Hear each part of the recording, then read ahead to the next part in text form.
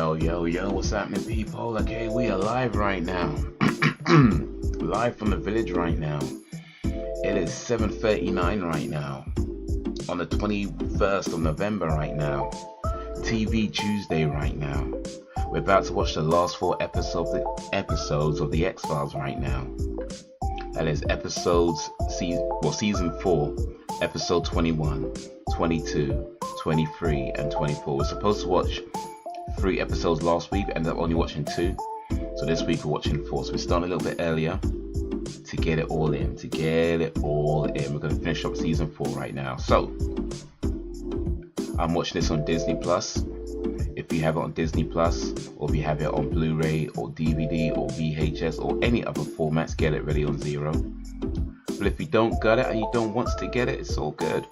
You can still come along and have some fun. But for now, let me switch over to this screen and just chat to y'all for a little bit.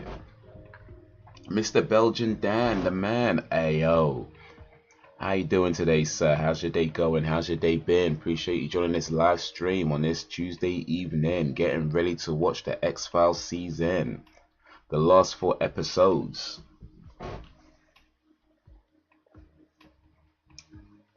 How it goes. I'm actually maintain that rhyme pretty well, actually. Sam being the place to be. Good evening. I'm gonna try and get it all in, but I'm feeling rough. I appreciate coming through, Sam. Hope you feel better soon. But if you do feel like you'd rather sleep, I understand. Gotta take care of yourself.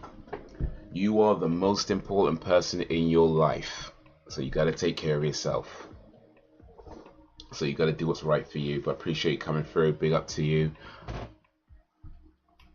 Doing okay. I mean, yeah, I'll feel better soon. Indeed, I'm doing all right, man. I'm doing all right indeed. Let's see. I guess it was a pretty regular schmegular day. Did some driving work in the morning. Did a little food shopping because you know you gotta do that, right? Started writing, I should say, rather. Started writing the next movie video. Why Scream 2 is trash. I did Scream last year. No, I can't remember when I did Scream, but I did Scream a little while ago. And now I'm tackling Scream 2. Why Scream 2 is trash. I don't think Scream 2 is trash, actually. I like Scream 2, but still, you know me, I like to make fun of movies and take the piss. So yeah, that's the next video I'm working on. Why Scream 2 is trash, and try and write it up. Hopefully have that ready in the coming weeks or so. I just started it today, so yeah, it might be a little while, but you know, trash in Scream 2 indeed. It might be a difficult one to trash, actually, because I watched it yesterday to you know, just kind of go through it and see if any ideas pop my mind. And I guess I did think of a few things, but I think honestly, I feel like it might be a pretty solid film, actually. It might be a difficult one to trash. This might be a difficult one to trash, but we'll see. We'll see. I'll do my darndest. I'll do my darndest to nitpick it as best as I can. Yeah, okay. Poking fun indeed. We'll be fine. It's just a cold. Thanks to the kids. Oof. I really don't like them anymore. Just I get colds, really, so when I get them, they knock me out. I see. Well, I ain't know if you've tried this already, but I personally find Lemsip is really good for colds. I mean, I would say Lemsip is not quite a last resort, but yeah, things like oranges, you should. I would say I'll try first. But if it gets to the point where it gets really bad, I find Lemsip is really good for that, like whether the tablets or the powdered version that you mix in water. But either one I find is pretty good for like colds and those kind of feelings. Like anytime I'm feeling that where it's like you need it gone, Lemsip. So yeah, I ain't know if you tried that already, and if you have and it didn't work, sorry. But if you haven't, then you know, maybe check it out, maybe try it out. But yeah, today is the last 4 episodes of the X-Files season 4, and so here's the thing, by the way, real quick. So last week, ended up having to cut the stream short because family thing come up. It wasn't nothing too major, by the way. I was just getting some messages about, my little brother being his car breaking down, and so I was thinking I might have to go pick him up. So that's why I ended the stream, because I think I was going to have to go pick him up. But it turns out I didn't have to. So it was kind of crisis averted in the end, anyway. So it wasn't nothing too major, but yeah, that's why I did the stream, because I was thinking I have to go pick him up. But yeah, it turned out I didn't have to. But then by then the stream already ended, and it was like, okay, cool, well.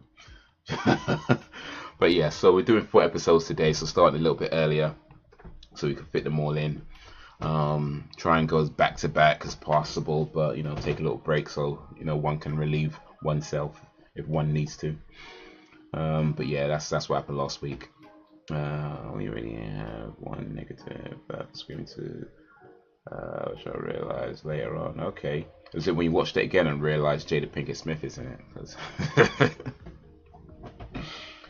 we watched it again like in the last year or two, you're like, oh wait, Jada Pinkett Smith's in this movie. Damn it! I knew there was a reason I didn't like this movie. It's like tanking the ratings right there. She's only in like the first 5 minutes. Still, ratings just tanked. 2 negatives. What was the one negative, or the one other negative about Scream 2?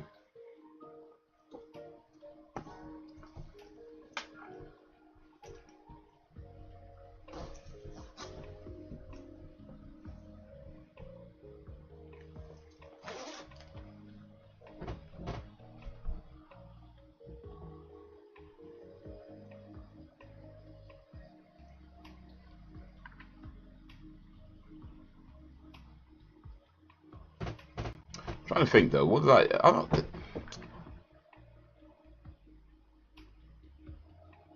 Yeah, I don't know if I didn't really not like anything about Scream 2. I think overall I really did like the movie. Like, I'm sure. I mean, don't get me wrong. I did think of a few kind of nitpicks, but nothing's like. But they're nitpicks. You know what I mean? They're not like things that ruin a film. But I don't know.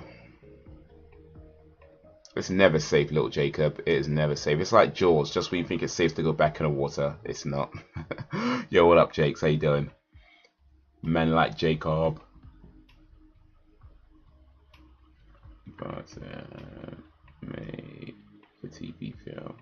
You know what though? I did notice watching it yesterday that there's quite a lot of actors in this movie, in Scream 2, that were in popular 90s TV shows. So that's could be part of the reason why it had that TV feel to it, because I mean you got Nev Campbell from Party of 5, well she was in Scream 1 anyway, but you got Nev Campbell in Party of 5, you had Courtney Cox who was in Friends, you had Jerry O'Connell who was in Sliders, you had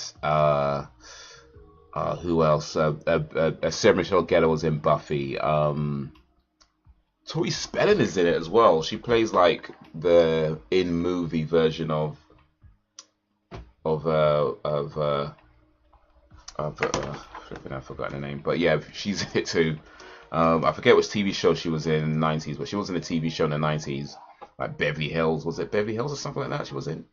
I can't remember, but I'm sure she was in the 90s TV show. But yeah, there's quite a few people in there that were in popular 90s TV shows, so that could be part of the reason why it had that TV feel to it. And that is something I do plan on talking about in the video as well, because I'm like, yeah, hey, I noticed that. It's not a problem, of course, but I noticed that. Okay, bro. And from what? You say that, like your son, you notice that anything. And then I'm really just understand facts. Yeah, that helped. It's the only thing, but other than that, I'm good with it. I've got Tori Spelling's filmography on my screen. Which 90s TV show was she in? Cause she was in a 90s TV show. I'm not making it up, am I? There we go. Beverly. Well, yeah, Beverly Hills. Yeah, Beverly Hills 90210. She was in Beverly Hills 90210. She was in 292 episodes of Beverly Hills 292 episodes of Beverly Hills 90210. So yeah, between 1990 and 2000. So yeah, she was 90s TV shows represented in that movie very well.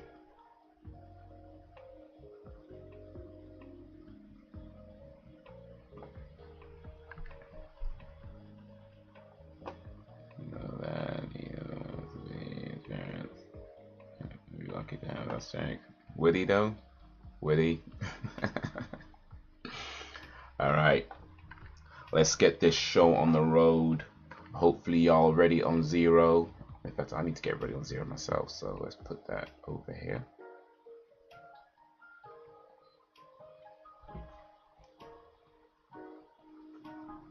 Alright. Let's switch over to this screen.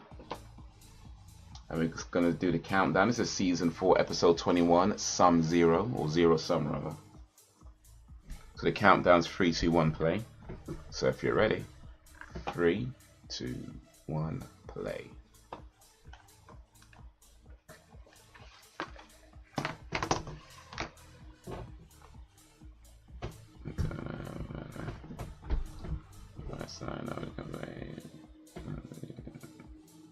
I'm being British.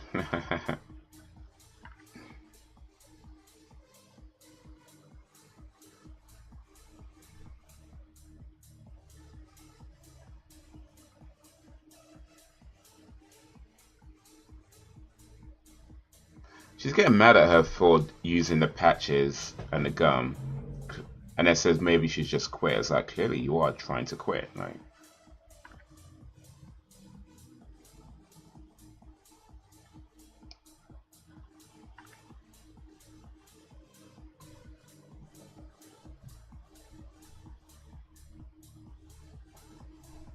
Smoking in the toilets though.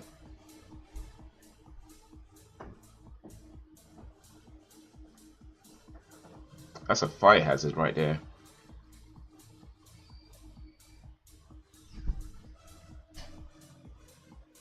Bees.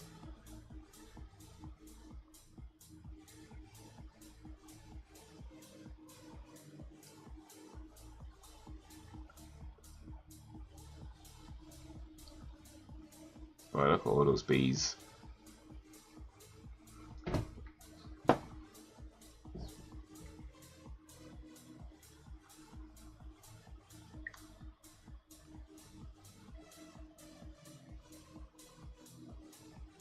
Can't imagine a shove. He just might, you know. He just might.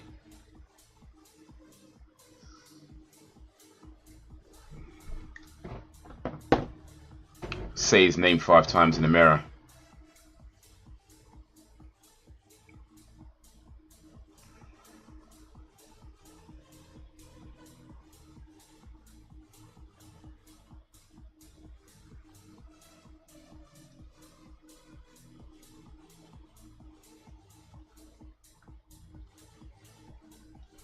You know, I don't think you can actually. Oh, I don't know. Maybe you can. I think you can block people. I mean, you can block people, but I don't know if it would work where if you're in a live stream and they're commenting and I don't know if that works, but you can try it. Oof, look at that. Imagine being stung to death.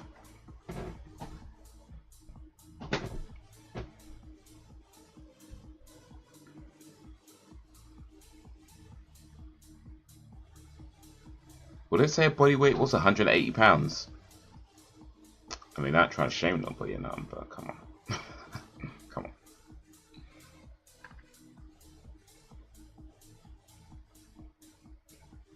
And I just don't engage with him. Like, end of the day, it's like,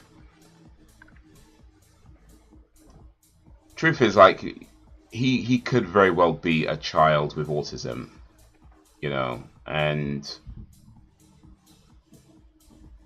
I know it's very easy to call somebody, say somebody's like this or you don't believe that, and quite frankly, there's lots of things like, well, there's a few things I don't particularly believe either, but at the end of the day, it's like, you know what, he could very well be a child with autism, and if that's the case,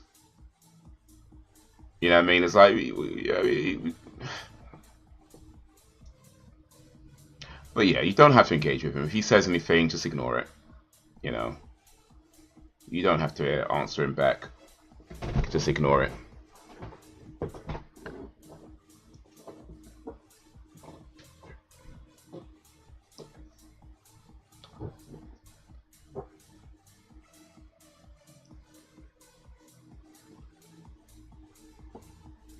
Oh, so I get it. Don't worry about it. I'll if he starts acting up, I'll deal with it. If he starts acting up, I'll deal with it. It's all good. I could be the bad guy.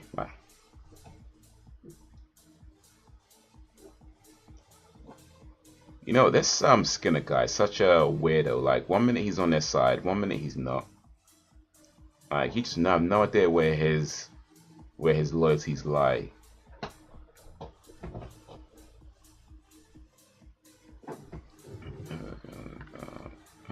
Yeah, exactly.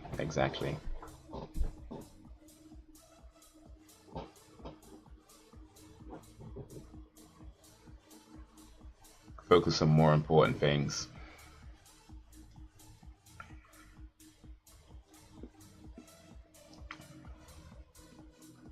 May matter. Yeah, indeed.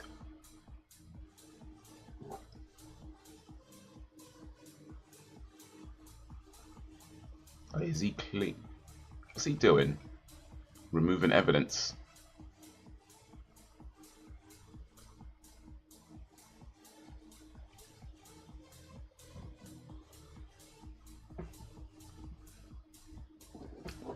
That speaking of more important things, it is the 21st of November. We are approaching the end of the month. Now that might not mean a whole lot when I put it like that, but I plan my treat days for the end of the month. So my next treat day, I mean, I haven't picked the exact day just yet, but it'd be between the end of November, and maybe within the first 3 days of December. I have to pick an exact day within that time frame. But one of the things I plan on doing, Mr. Little Jacob, you might appreciate this, is making French fancies. So I have watched a video already on how to make French fancies. They don't seem too difficult to make. I think I can do it. But yeah, I'm going to try and maybe watch it again, and maybe watch some other videos to try and get a better understanding of it, of, you know, what I need to get and what I need to do and that whole thing. But yeah, I need to pick a day between the end of November and the first few days of December and make some French fancies. That's the plan, because it's my treat day. I'm due a treat day.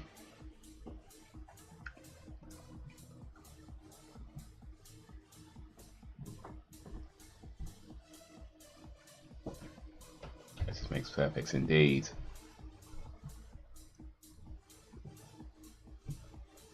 Thing is, Jake, though, like I don't think he was coming at you like that. I don't think he was coming at you like that. It's just, I feel like his level of understanding is just different, and that's what I think we need to be kind of mindful of, that his level of understanding is different to most other people. Like, you know, not understanding when you said my son doesn't mean you're his, you know what I mean, things like that. And that's actually, at least to my understanding, that's relatively typical of people with autism, and perhaps that could be confirmed by somebody who has more experience. But that's, to my understanding, is quite typical with people with autism, is that they tend to take things too literally, and so the way they understand a statement and how a statement is written versus how a statement is meant to be understood it comes across differently because they're focusing on the literal meanings of it rather than the nuanced meaning of it. So yeah, it's really, I don't think it was coming at you. I think it was more that his understanding of things is just different to most of us. Use me daily, and I'm numb to it. just part of the day. It's just part of the day.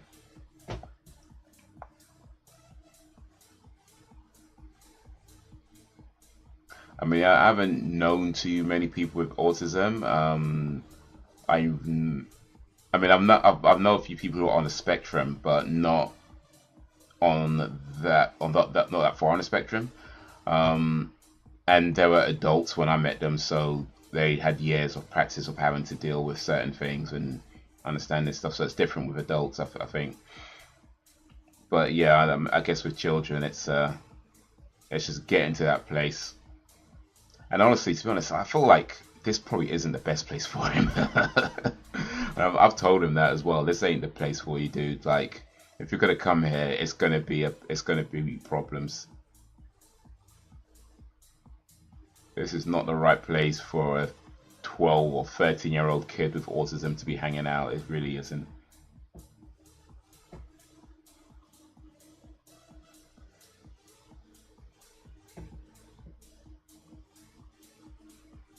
I might have to ban him for his own good.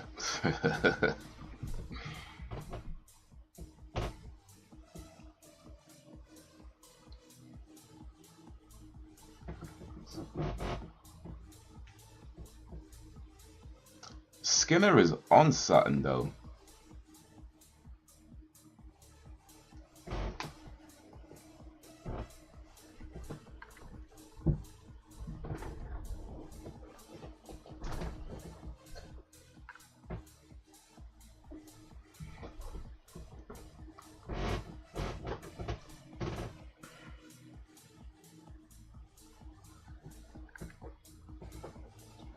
There are so many ways to interpret this motivation. It may be because and all, but we wanted to create drama and so on.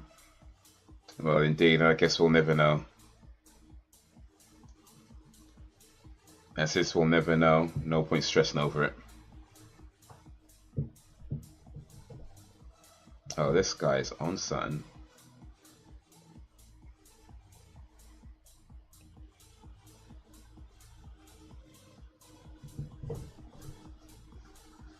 Sam was born ready. Yeah, indeed.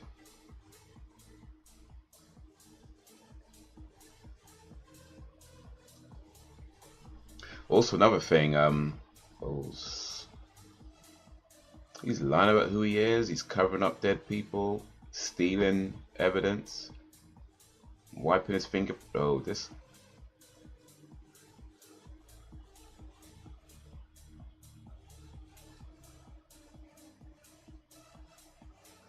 But surely the guy, if they ask him what to describe Max Mold, he's going to describe this guy. I know, Skinner is on sign, man. But yeah, another thing I plan on doing on my treat day, there's a restaurant a few miles from me that I found out about recently, and I looked at their menu, like when someone I follow on Insta was posting about them, and I was looking at their menu, I was like, yo, I gotta get to this place, bro.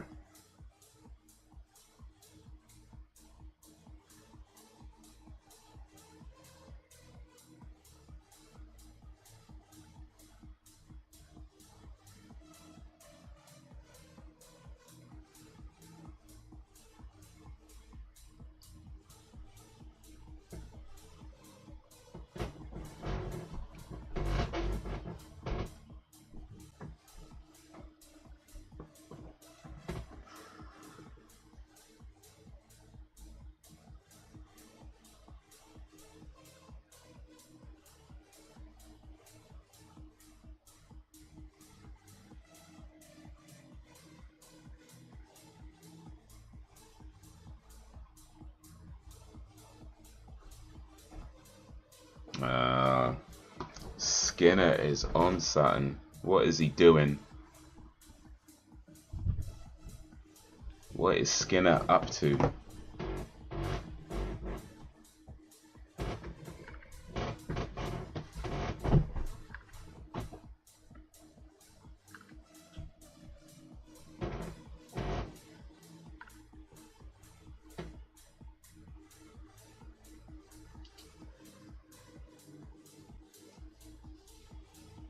Skinner wears white fronts. Not wrong with wearing white fronts, by the way, but just saying Skinner wears white fronts.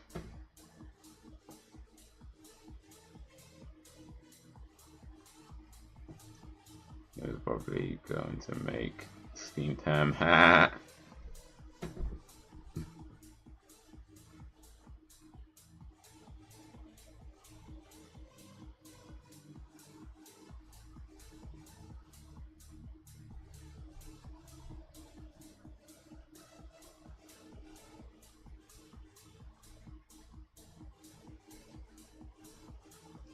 Didn't even ask if he could come in.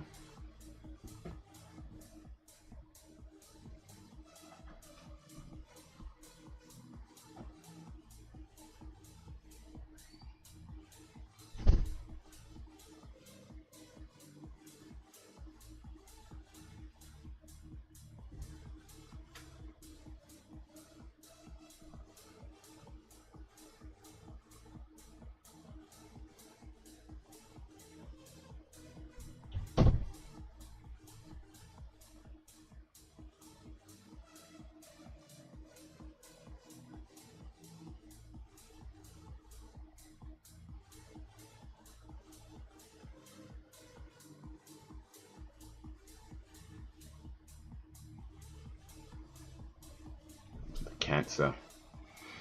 I'm entirely convinced the autistic in my experience screams out is lack of understanding of the British language and the way we speak.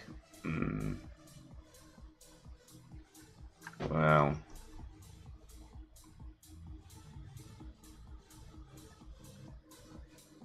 wow.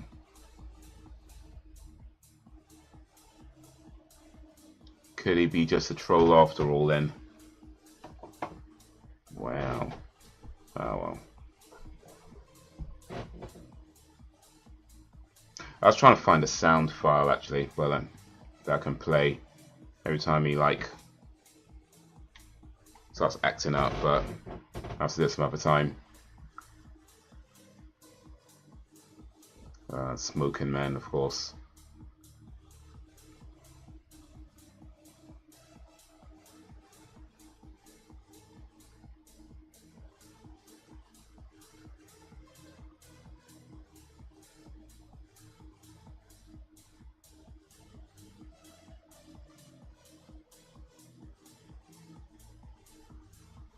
Well, you already are.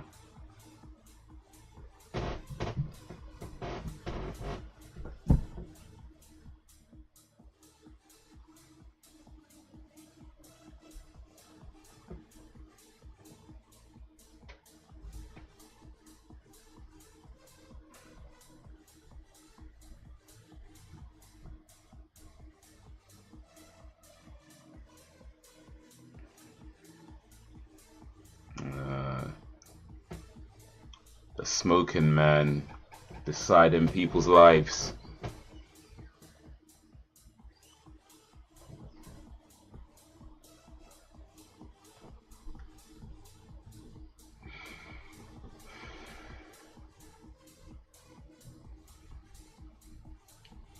Skinner might need to get a new job.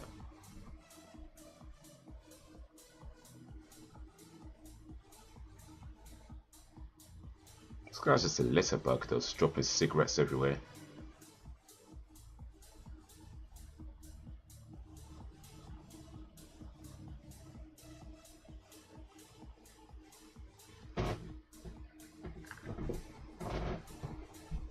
So these jobs like what the Smoking Man does, you know, where you just seem to be like deciding who lives and who dies. Like, how do you get a job like that? Because you don't see those in like the job center or nothing.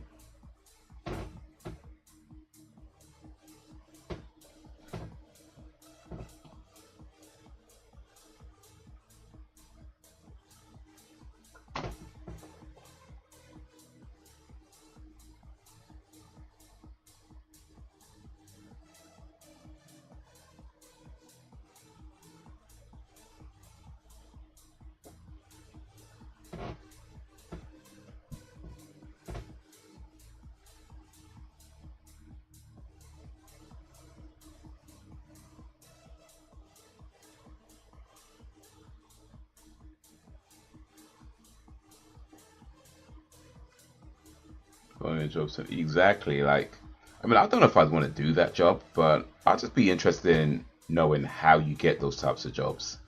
Where do you go to a job interview? Like, do you need to have like a CV, or do you fill out an application form? Like, how do you get a job where you just go around to like the head of the FBI and tell him to go kill somebody? Like,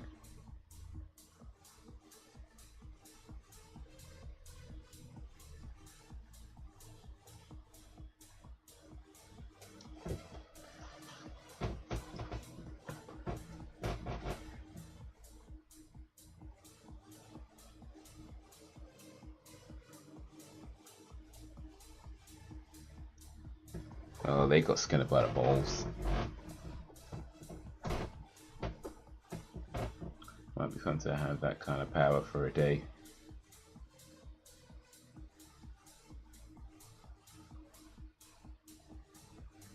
Yeah, it could be. Maybe I think for a day it could be fun.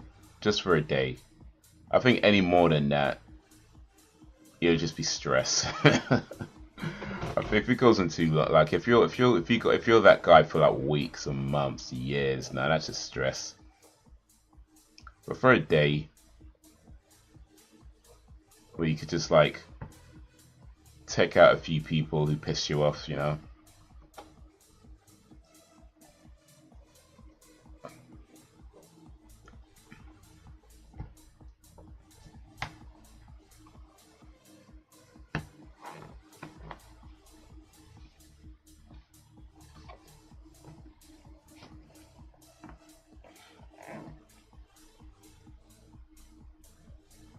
My cough wasn't right. Bang. I mean, to be fair, that's probably a good reason to off somebody.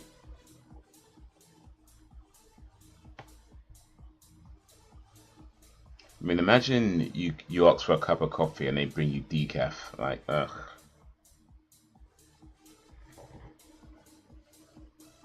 That's a very good reason to off somebody.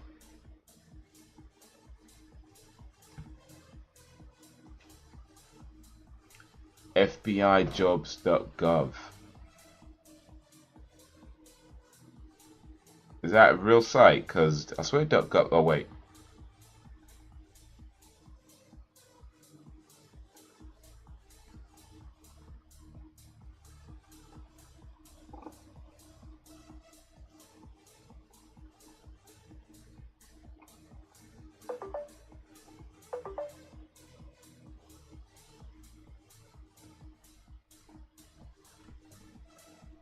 One mission, countless opportunities. Take the quiz to find out which of the thousands of unique careers at the FBI is right for you. Oof.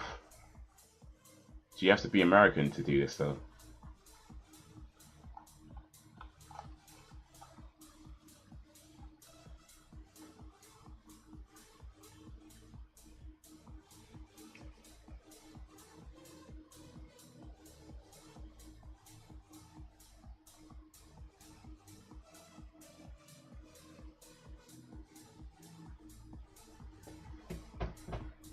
You also save in other people from bad coffee, so you think about it.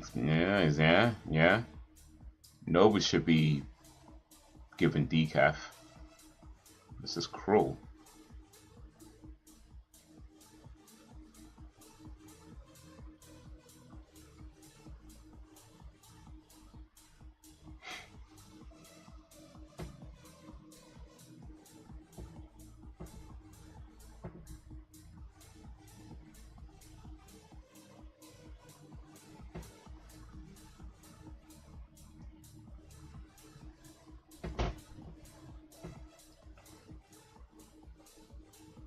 Red Dead Redemption 2 and 10 other games are on sale right now for anybody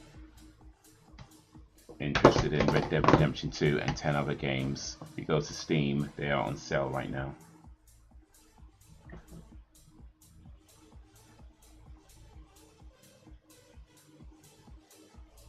£20 for Red Dead Redemption 2, that's actually a good price. I mean, I won't buy it because I already own it.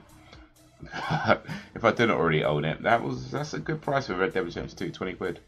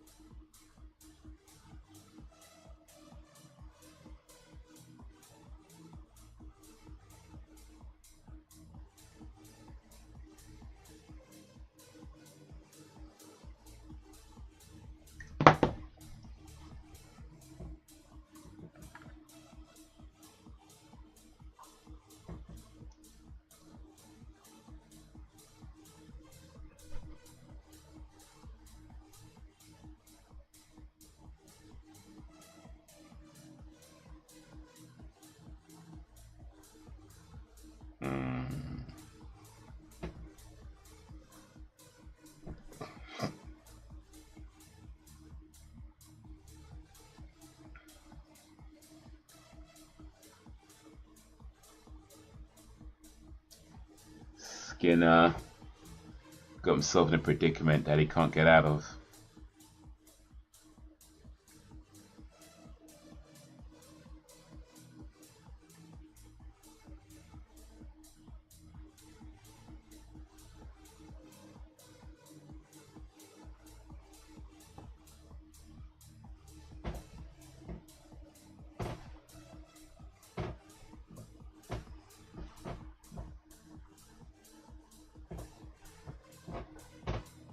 Bee husbandry. How'd you marry a bee?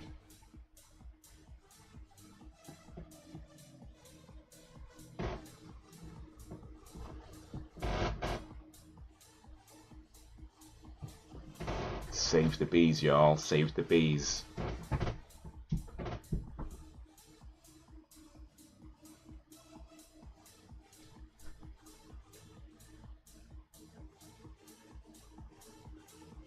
Being stung to death by a swarm of bees is going to be one of the worst ways to die, though. Like, it's just because a bee sting on its own is painful, right? But it's not excruciating. But being stung by like hundreds of thousands of bees all at once, nah. Especially when it's like getting in your face, in your mouth, in your nose, in your ears, and just stinging over and over again.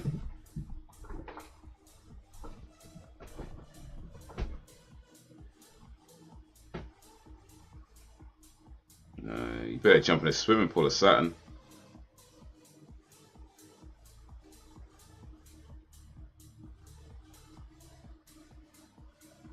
Ish. Me and bees with tomatoes. Yeah, man.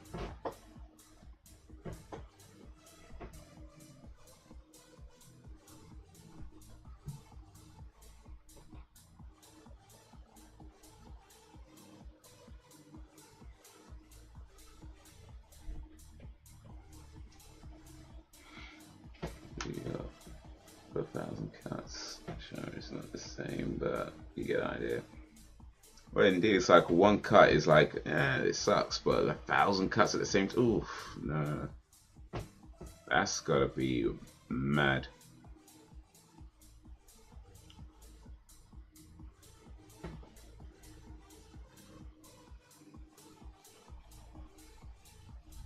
Like, imagine getting a paper cut in between your fingers. And that multiple times.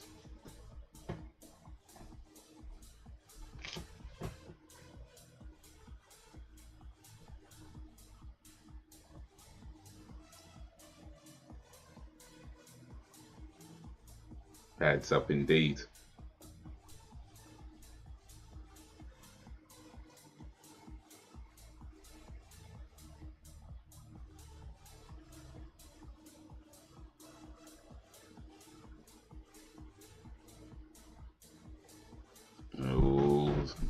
Mo doesn't know he's speaking to his enemy.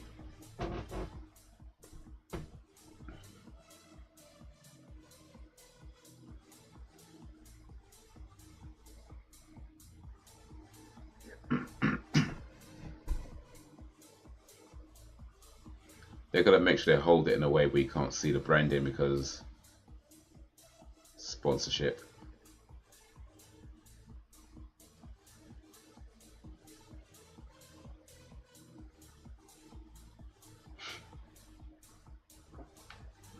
Misty.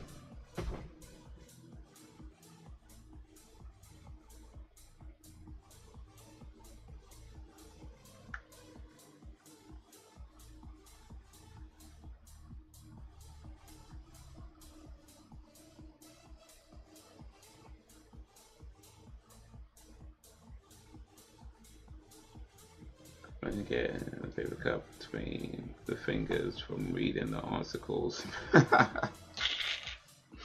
Well, that would just serve you right, really. That just serves you right.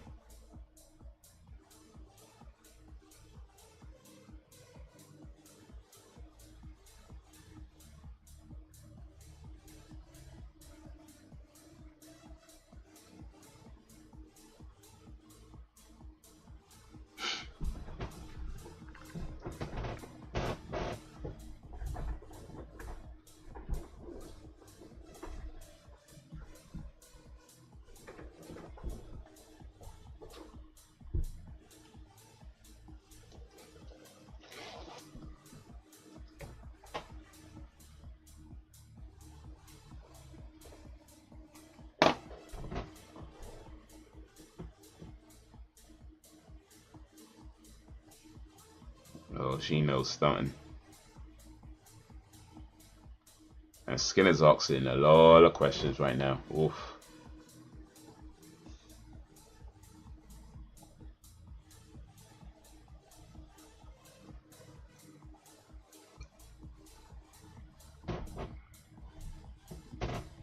Don't look it up, Misty. What would Ash Ketchum think?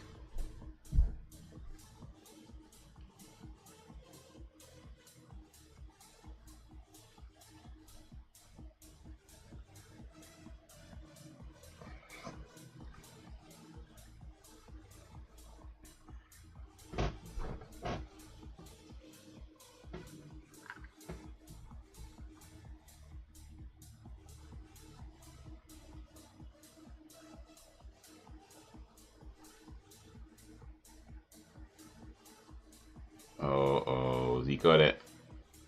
He's got it.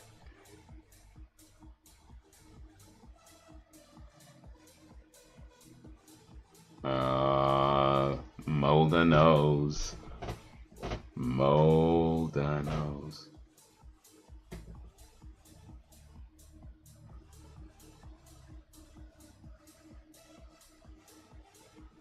The right side, someone doesn't need to lose weight anymore.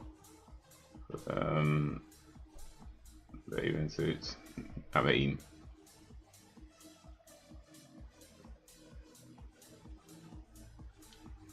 dead girls don't go swimming, so yeah.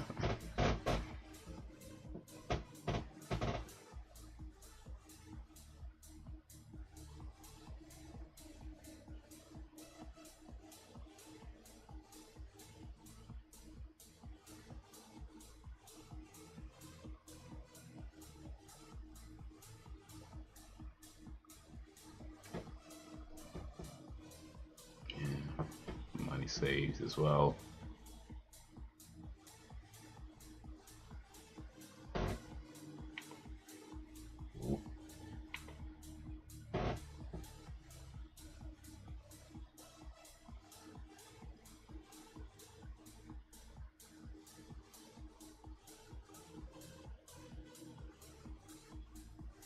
Speaking of losing weight,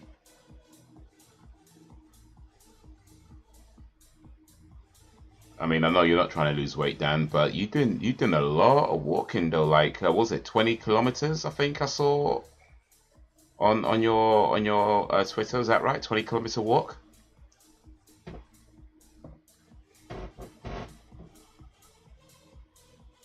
He has nothing to expose. I feel bad for that one. Yeah.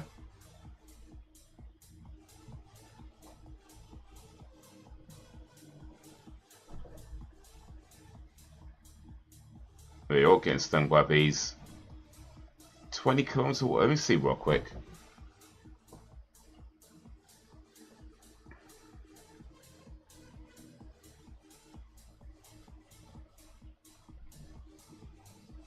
And do you is that every day you're doing that though, like, or how often are you doing these long walks like that?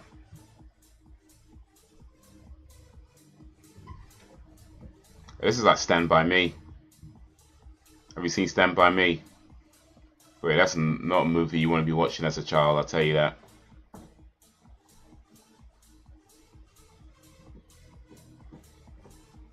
And he said he had it under control, indeed. Oof, look at that.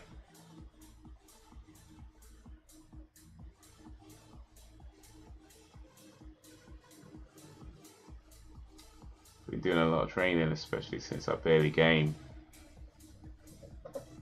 That's good though. That's good.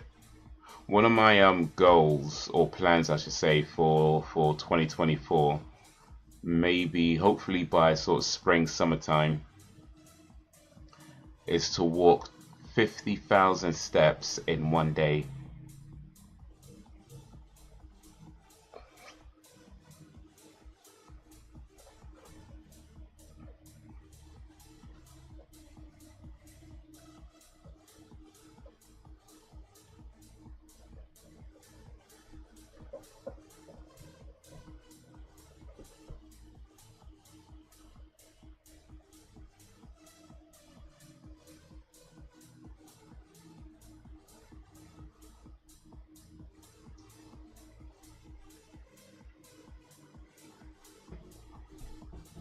It's always the doctor that won't listen to them.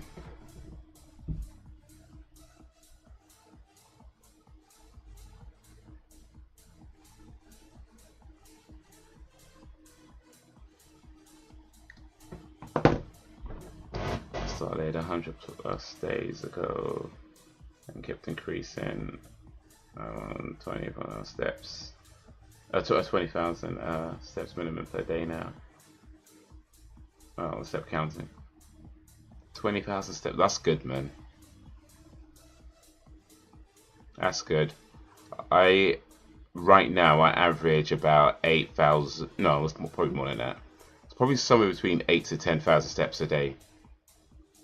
Let me see. Actually, I could probably find out.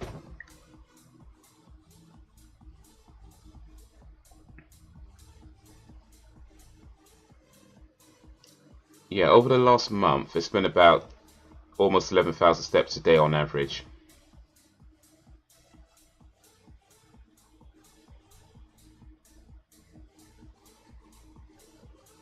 In fact, let's say between September and now, it's probably, yeah, probably average about 10-ish thousand steps a day, approximately.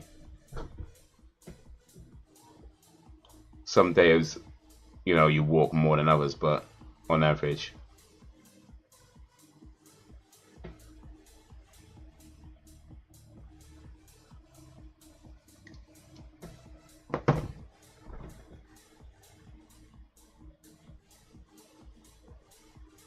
What aren't you telling her, Mr. Skinner? Mr. Skinner. Most in a day so far was 45,199. You are not that far off 50,000, dude. And that's my goal, to do 50,000 steps in one day. And you're not that far off it, so I'm just saying, dude. But 50,000 steps is approximately 23 miles worth of walking. I don't plan on doing it all in one go, by the way. I do plan on taking breaks in between, but yeah, a minimum of 50,000 steps all in one day is one of my goals for 2024. I want to try and do maybe by the spring or summer, because weather's a bit nicer then.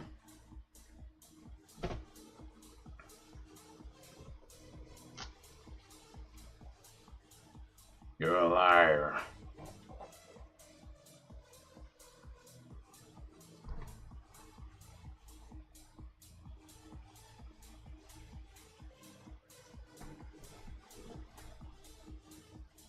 You got this, bro. Hey, you got this, man. 40,000. You ain't that far off, man. You ain't that far off.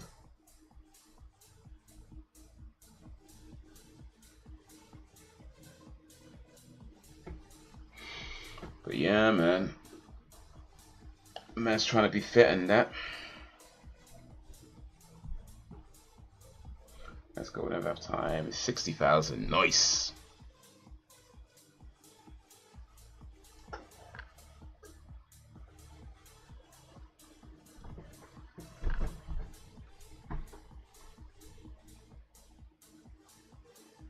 I've been walking quite a bit lately, though, just in general.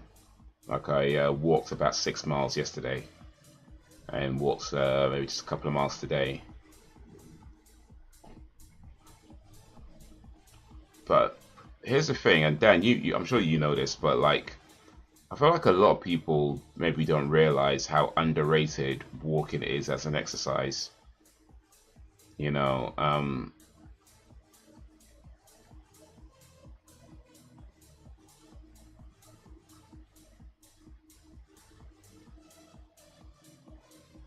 because especially when it comes to just like, not even just like weight control, but even just like general health and fitness, walking is a really good exercise, because it's something that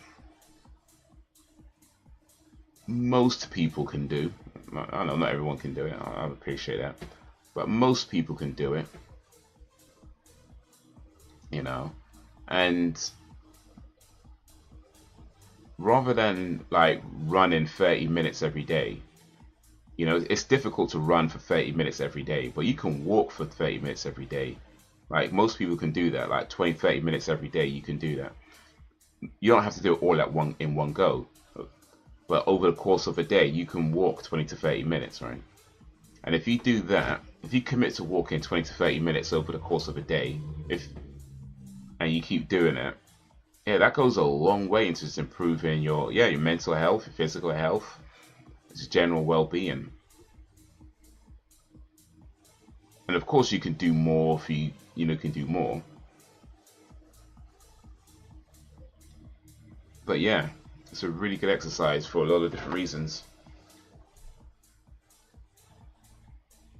And I can't lie, man, this is something that I'm kind of clocking on only in recent times. Like, it's been pointed out to me by a few people, and I'm just kind of realizing this myself, that walking is a really good exercise to do. It's less stressful on the knees. Yeah, indeed. And running is good, by the way. I'm not even saying you shouldn't run. Running is good exercise, and I do still go on runs. But for those days where it's like, and especially like, for example, I drive a cab, so I'm sitting down throughout a lot of the day. And if I'm doing a full day's worth of cab work, my physical activity in that day is going to be pretty low. But just finding time to just like walk for like 10 minutes, 15, or whatever I can do, yeah, it helps a lot. Helps a lot.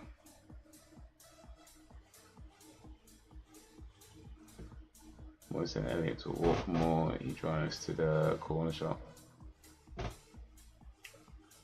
Oh, he didn't shoot the smoker man. Don't tease us. We know you didn't shoot him. How far's the corner shop? Are we talking like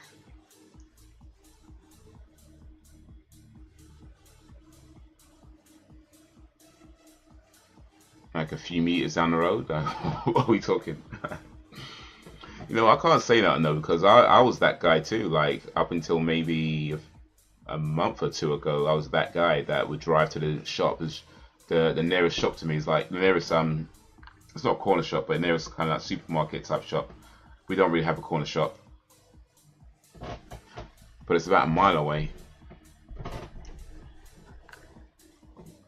And granted, a mile is if you're carrying a lot, then yeah, you're gonna need to drive. But if you're just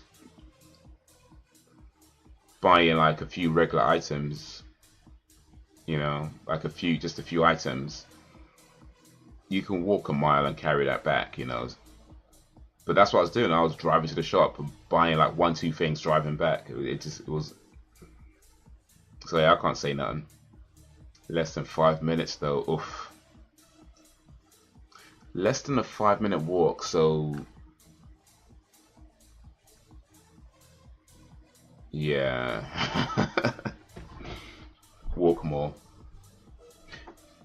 And especially because he drives the bus as well. So he's, like myself, if you're driving, you're kind of sitting down a lot throughout most of the day. You need those physical activities, man. You really do. It does so much for you. Doing being a little extra more active. Okay, but that was sum 0 or 0 sum. That was an interesting episode, kind of weird, Skinner on his bad boy thing, but turns out he's being manipulated by the smoking man, of course.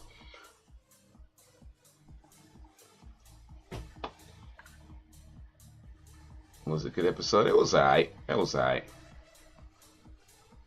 Is the coast still clear? Nah, we don't need to talk about that. If he turns up, just ignore him. But yeah, that was episode 21. Let's move on to episode 22.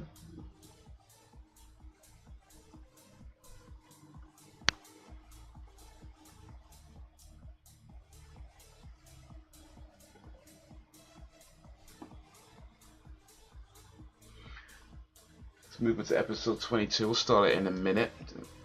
If you make sure y'all ready on 0. Drop this one there. Indeed. We're just talking about walking, actually, little Jakes. Do you walk? I mean, of course, I assume you walk, but do you like go on walks? Like, do you, like, on a regular basis, do you walk places or stuff like that? Like, just like walk a mile, 2 miles, or however long you walk. Is that something that you do as a physical activity? I walk quite a bit. Nice. Do you count steps, or do you just walk? Or how far do you walk usually? Like, how long do you walk for?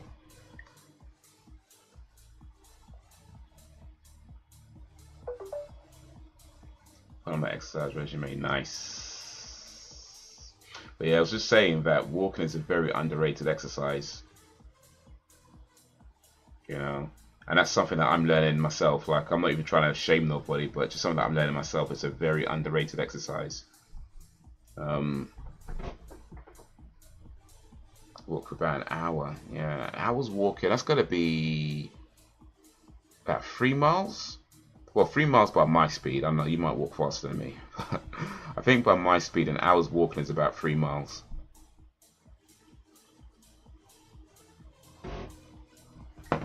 Great cardio indeed, for sure. Let's get this episode started. This is season 4, 22, Elegy. And in 3, 2, 1, play. Watch the X-Files while talking about walking. Spend an hour on my row machine and I do bodyweight exercises. Okay, so you're quite active then. Is that daily, or like how many days a week we talking?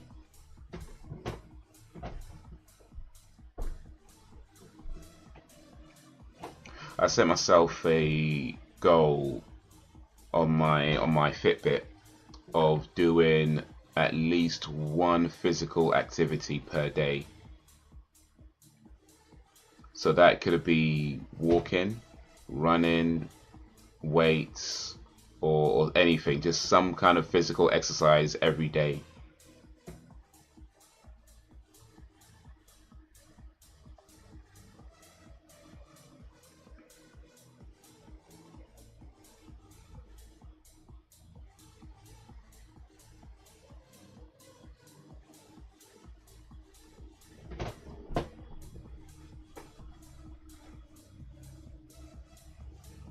Five days a week. Oh, nice. That's good.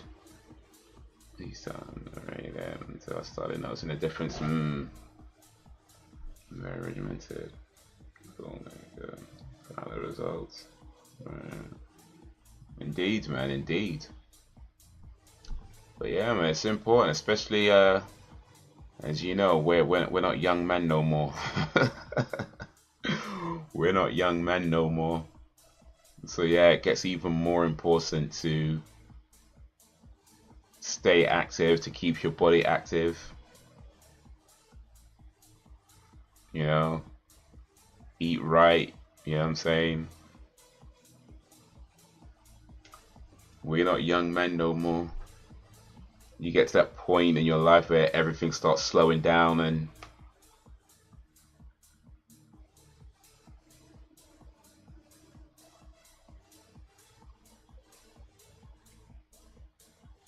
what you talking about, Haze? Oh, look at that.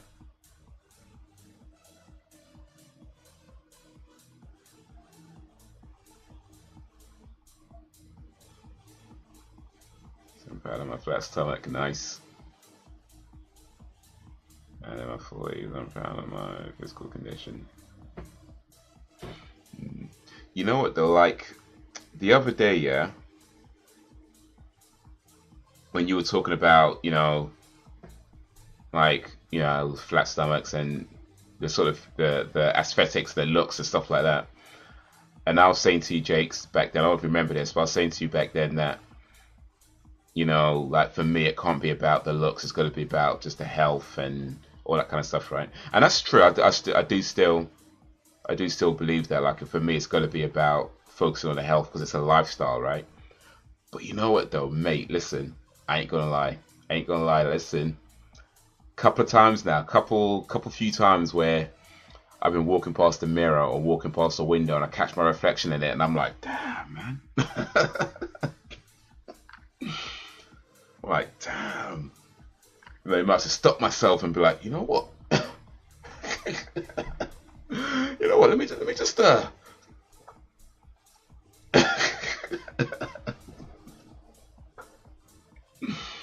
what I mean, just be walking past. I'm like, you know what? Oh shit! Yeah.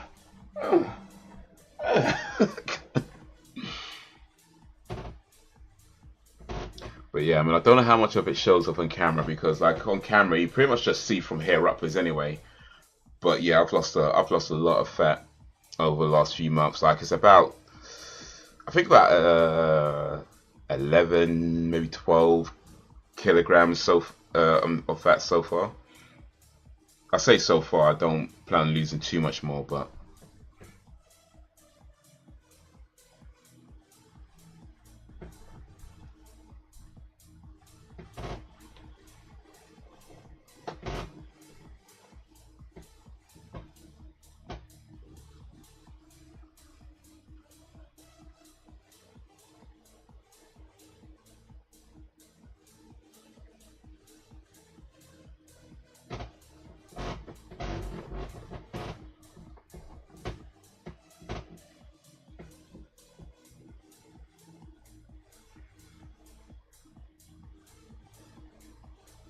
finding myself being more narcissistic. Oof. Gotta be careful with that though. Gotta be careful with that.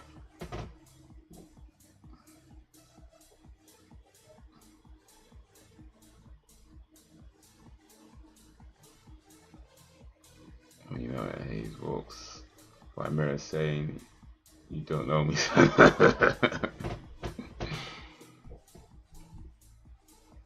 Starting to buy GQ magazines now. Oof. You don't need to buy the magazines, just go on their Twitter and follow them there. Just like the pictures. No, for sure though. It really is. It really is.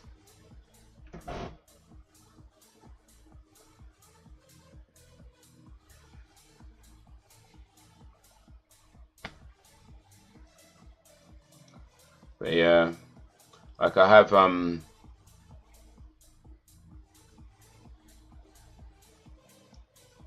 looks like I've changed my diet, but what's he gonna do here?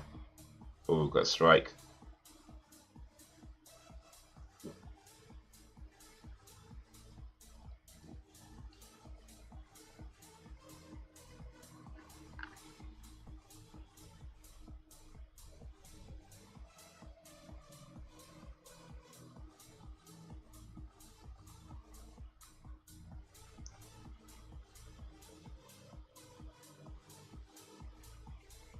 But yeah, I'm trying to incorporate more protein in my diet now.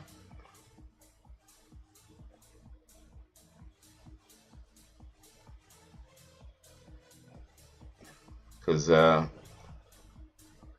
it's one thing to be like, yeah, reduce your calories, but the thing is, you can't reduce your calories too much because you still need to, you know, eat food and, you know, not starve. So you still got to make sure you're eating enough on a regular basis, and that's why being active is important as well. But then in doing so, you gotta make sure that you're having enough protein so you're not just losing muscle.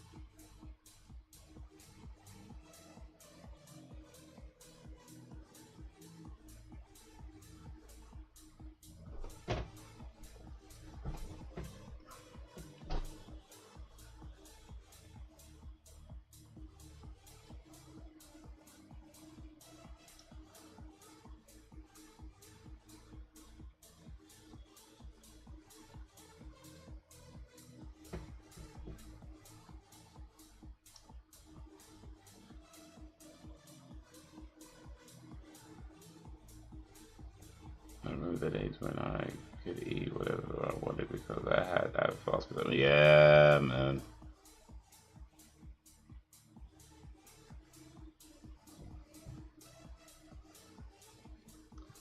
Let's slow down. Let's do a crawl. Yeah, that's life, bro. That's life, innit?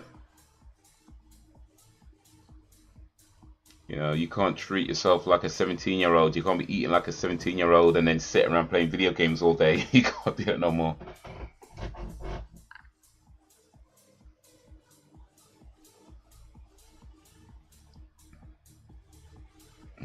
Those were the days, indeed. The cheat days every day. At that point, it's not even a cheat day. It's just breakfast. Hey, that's the guy who does Homer's voice. I forget his name, but that guy they just showed, he does the voice of Homer Simpson. This guy right here.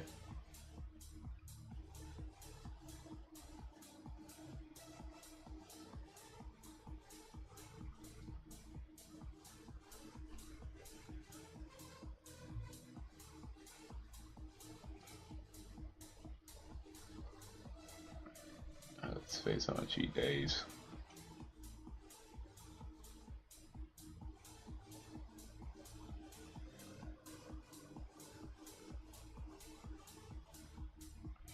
Condoms are important physical exercises when you approach your 40s. For real. You look really healthy. I appreciate that, man. Thank you. Trying my best, man. Trying my best.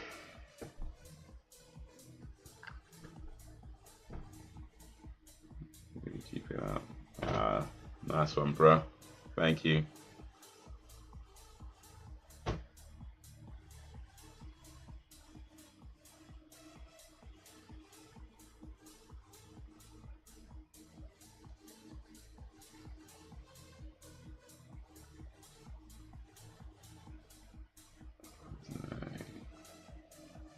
Brian begins with that.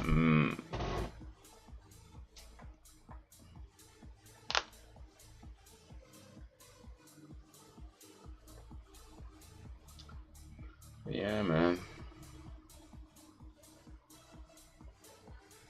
Maybe I'll start posting like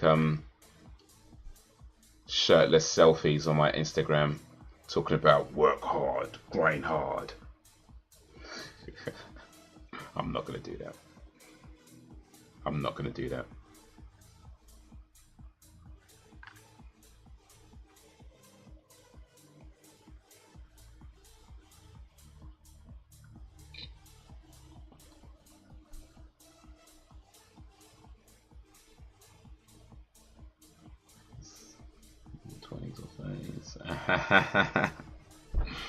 Actually, I know how old Dan is, but I won't answer. I won't answer for him.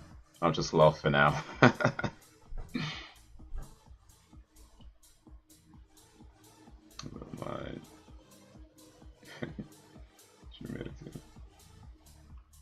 Shirtless Dan. Yeah, I don't know. Actually, I think there is one or two shirtless pictures on my Insta. I think there's at least one, maybe two, but I think there's at least one. But yeah, I'd rather not do that on a regular basis. I'd rather not.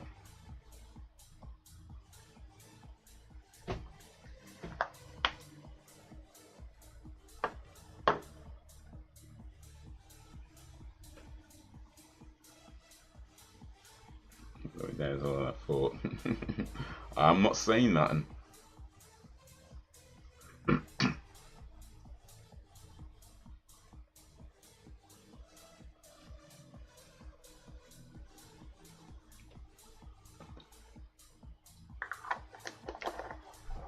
I ain't saying nothing.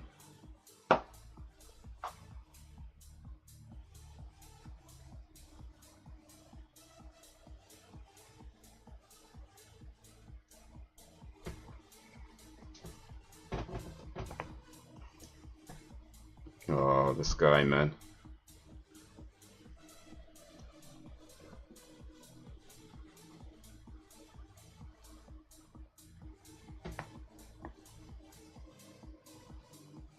Those numbers mean something, but what?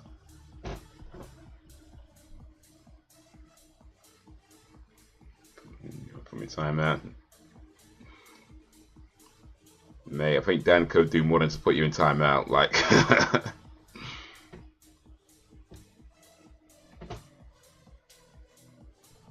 Dan is probably the most well-rounded person that I can think of right now that I know. Certainly the most well-rounded person that comes to these live streams in terms of intelligence, physicality,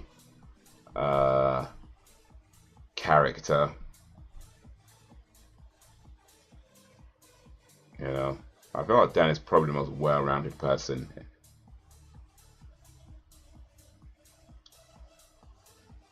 Like, if you get into a fight, you want Dan on your side.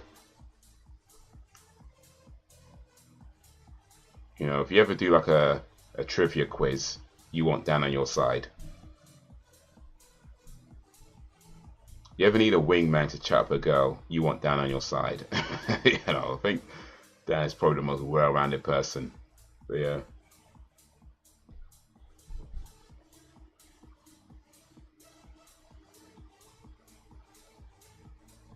Of course, I don't know what you're like when you're not on these streams. For I know you could be the biggest arsehole walking the face of the earth.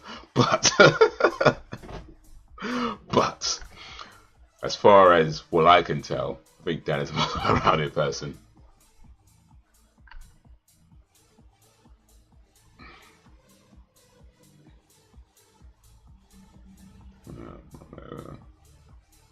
Okay, so say 25. Oof. To be honest, how do I seem?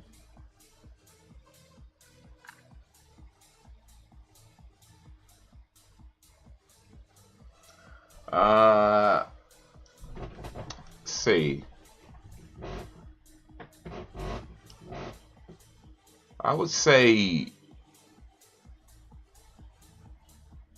you want to flatter me. No, I've got nothing bad to say. I'm not got nothing bad to say. But I feel like you're maybe the type of person who would like, I don't know, maybe like back in your younger days, like I don't know, because I feel like you're probably very different now to when you were younger, right? I feel like you're probably a very different person now to when you were younger. So I feel like if we were, let's say like if we went to the same school or something, and we were hanging out, I feel like you'd be the type of person who would like, if I liked a girl and I was a bit too shy to try and talk to her, you'd be like, alright, don't worry, I got you. But then you might go chat her up for yourself. I feel like that's the type of person you was back in school, like back in your young days. You'd be like, yeah, don't worry, I got you. But you go chat her up for yourself. But no, I don't think you're like that now. I feel like you're probably like the opposite of that now, like almost the complete opposite of that now. That's true.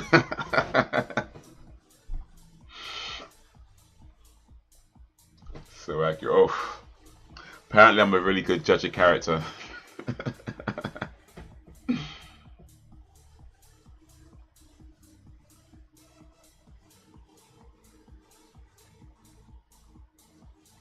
Something going on with Scully though.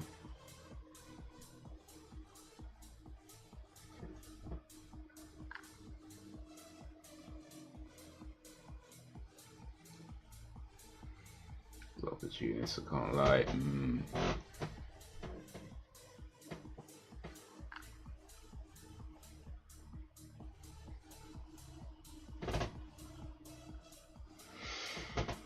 Oh. Yeah. Life teaches us all the lessons, huh? Ain't no better teacher than life. Keyword is was.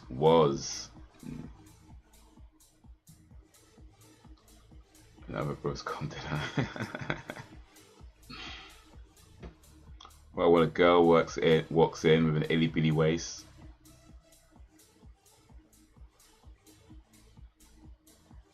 damn thing in your face, you get sprung.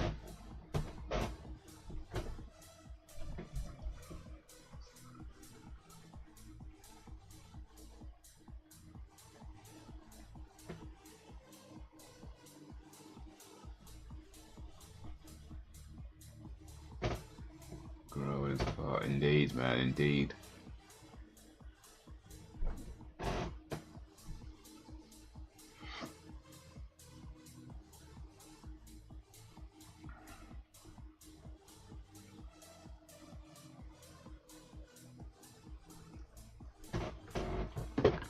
Scully, man. I mean, I know Scully doesn't die of cancer because there's like 7 more seasons after this, like 6 or 7 or 8 more seasons after this, and a couple of movies. But even still, man, Scully.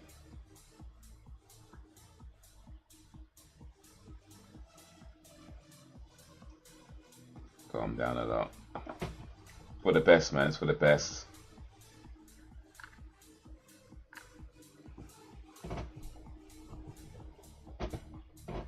Like I said, we're not young men no more, and we can't be acting like young men no more.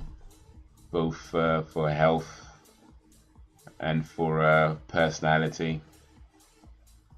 Can't be doing that no more, man.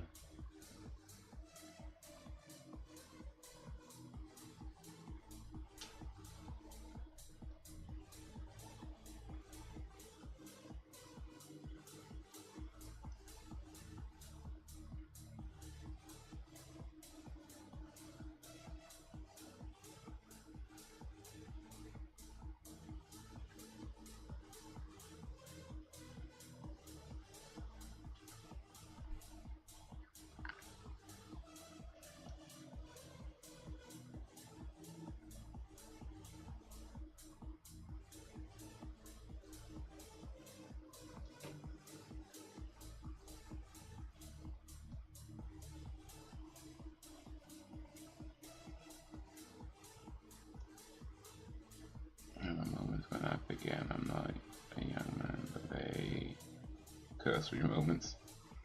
Hey, those moments go quick though. When you start acting, when you're in your 40s and you start acting like a teenager, like your body reminds you quick. And the thing is, it don't matter how fit you are, how healthy you are. Like if you try to start acting like a teenager, your body will remind you quick. It will remind you quick. And you best pay attention when it does, because bruh.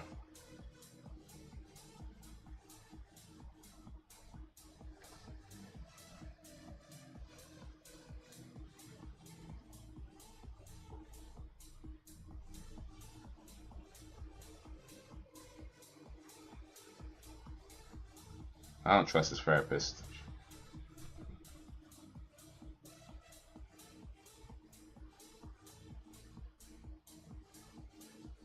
Words, yeah, man.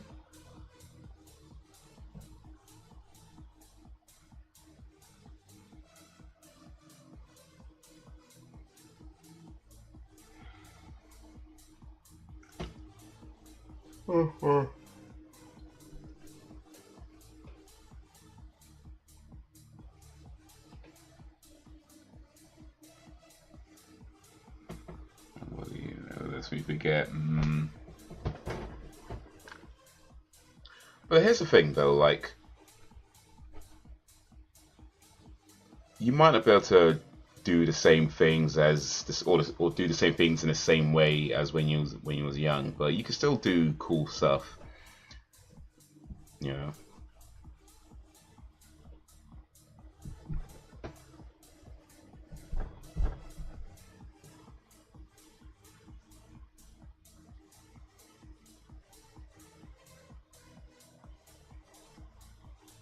And you can still do cool stuff. You can still have fun. And the truth is, if you are looking after yourself, you could do a lot of stuff that a lot of people your age won't be able to do. You know.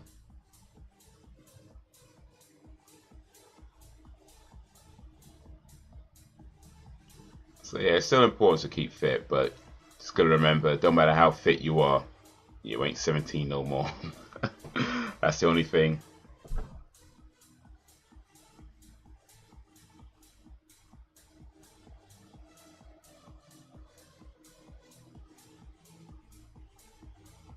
That's what I have for my age. I'm very active.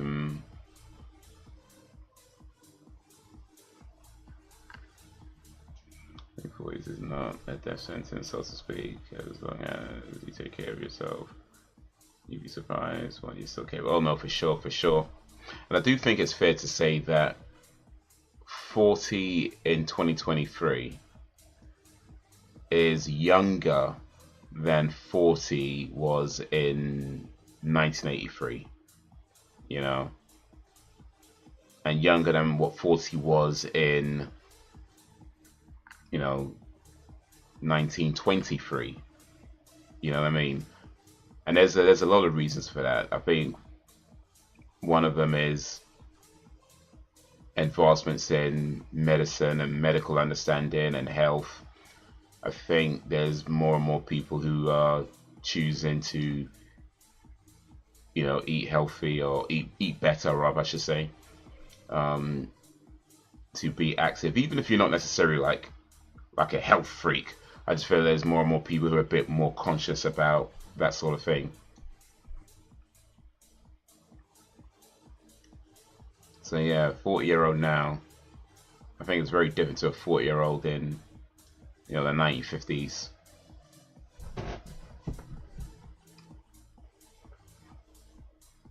But still in your 40s, though, and don't you forget it. Don't you forget it.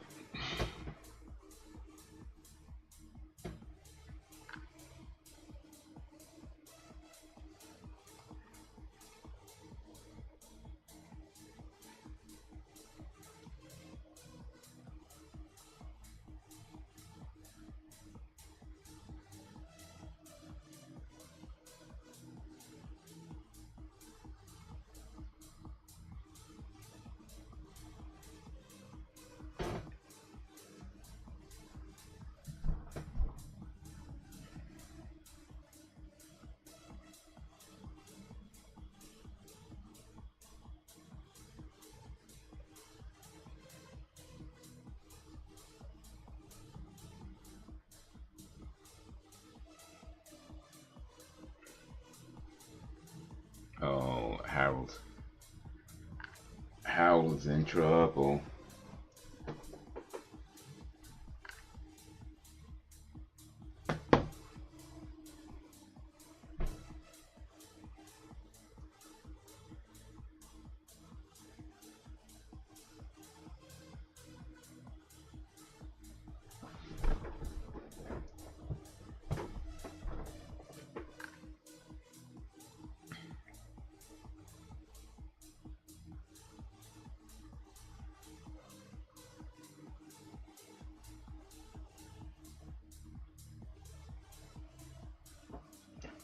Did Harold do the naughty deed though?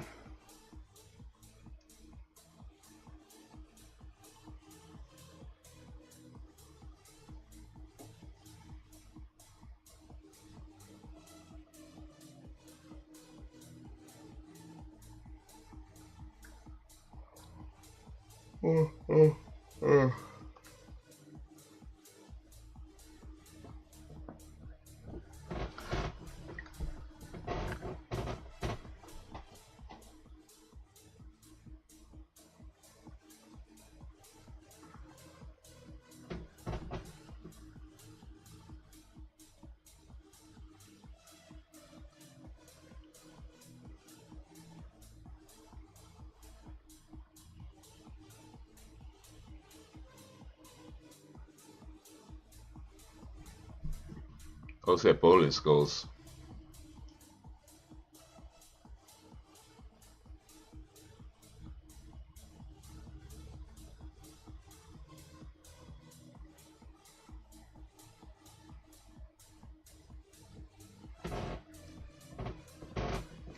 Uh-oh. Harold's seen his own ghost. Man, that's gotta be a trip.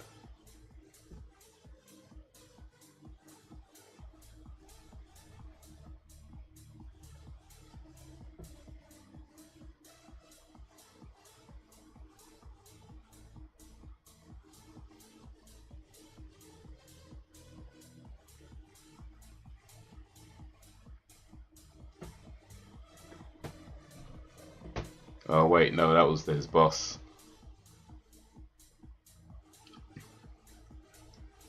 I think we are much more knowledgeable about benefits of good nutrition. Yes, indeed. You know, we're learning more about how foods affects us. We're learning more about macronutrients, you know, proteins and fibers and things like that. You know, how different foods affects us in different ways.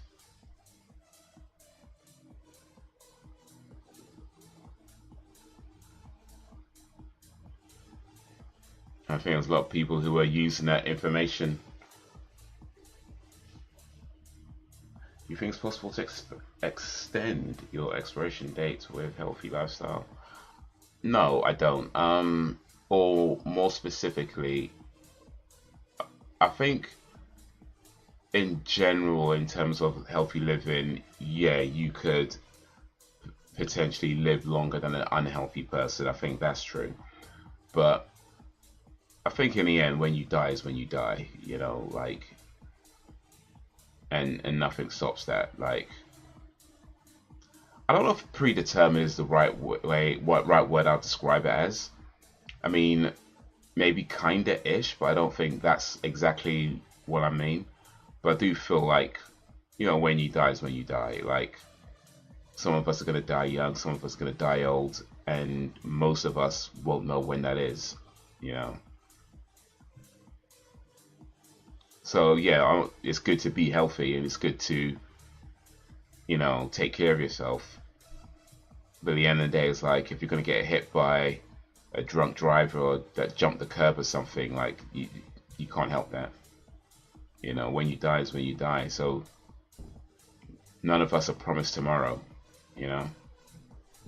So in the end, all we can do is the best we can do with each day to be good to ourselves and to be good to other people, because you just never know when your last breath is going to be your last breath.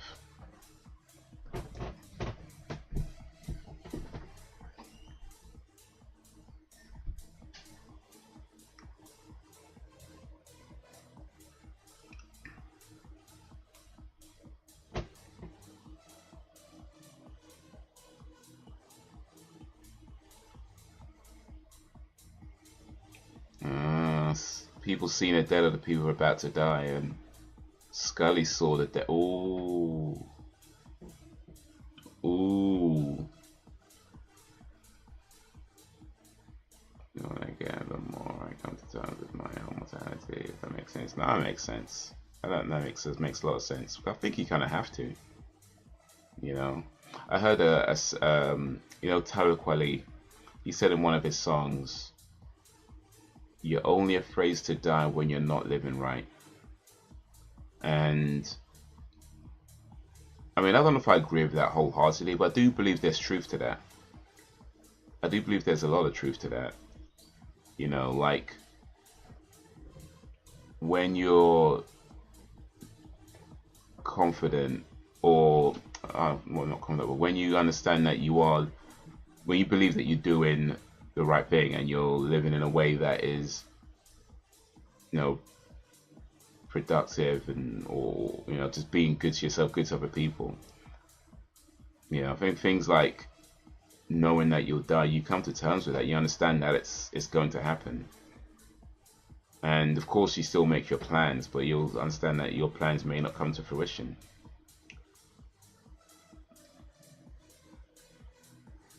But if you're constantly afraid of like this inevitability, then I think one of the questions you have to ask yourself is like, what are you doing with your life?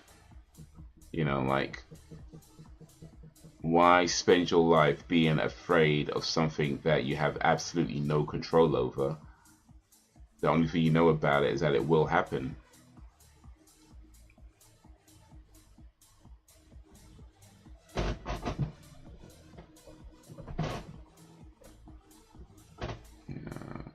With it. About death, I know it's a bit morbid. Nah, that's all good. There's a question to answer since it depends on genetics and how well you monitor it, what your body needs in terms of nutrient saturation and so on. Oh, you're talking about extending your life? Oh, yeah.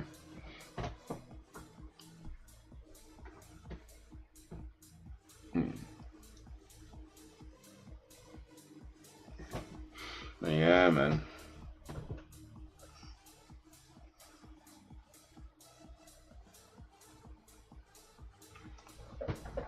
As a 20th century poet once said, I know I'm going to lose, 'cause gambling's for fools, but that's the way I like it, baby. I don't want to live forever.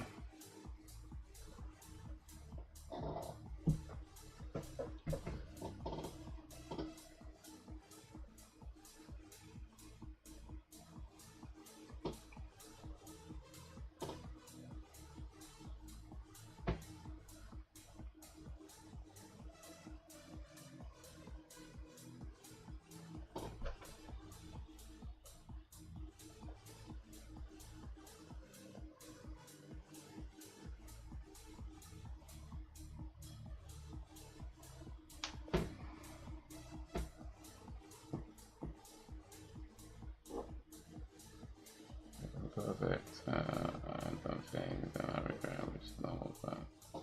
I'm a decent guy. Says you. Nah, keyed. It's a decent guy. I don't wake up having bad attention, so to cause harm to others. Yeah, indeed. Yeah, because all you can do is all you can do, right?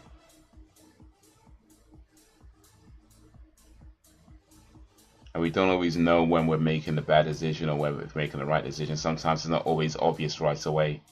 Sometimes it takes a while before we know whether we did the right thing or the wrong thing. But we try, right? And we try to go out into the world with good intentions and try to do good things and treat people kindly and all that sort of stuff. But we make mistakes. That's part of the human experience as well. We get things wrong.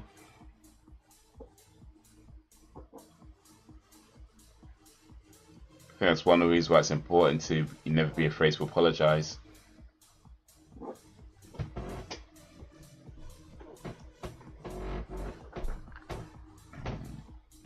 Never apologize to full time to anyone. Things are moral that I'm a God-fearing man. I connect this thing, we prove this by making them well, indeed.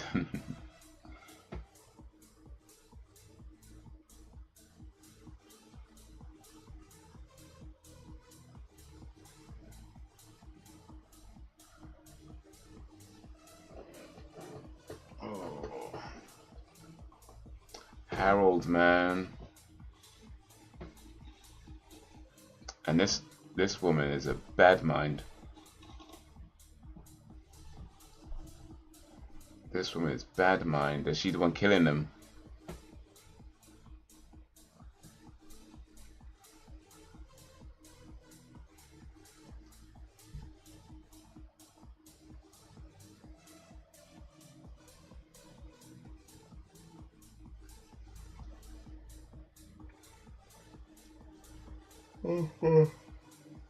Wait. I believe that integrity. Well, you need the other two eyes as well. You can't just have one eye. You need the other two. You need all three eyes. And this might be a little bit of an age test, but if you know the three eyes, Jacob, you know what the three eyes are.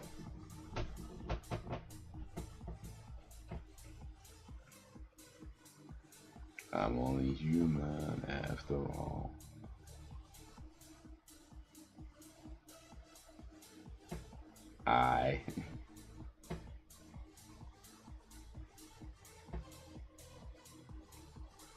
Kurt Angle's three eyes.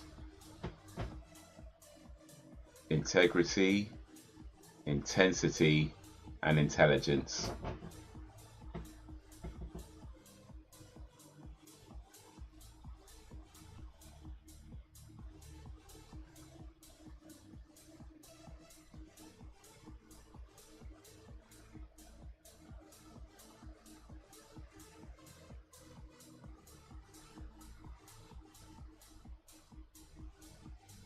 Nurse Inez, no, this lady, it's bad mind. We won't trust her, we don't like her.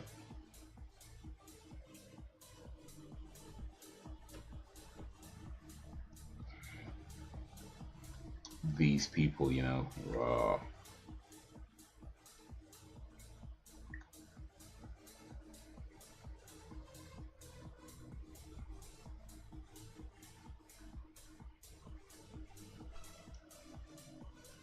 Oh.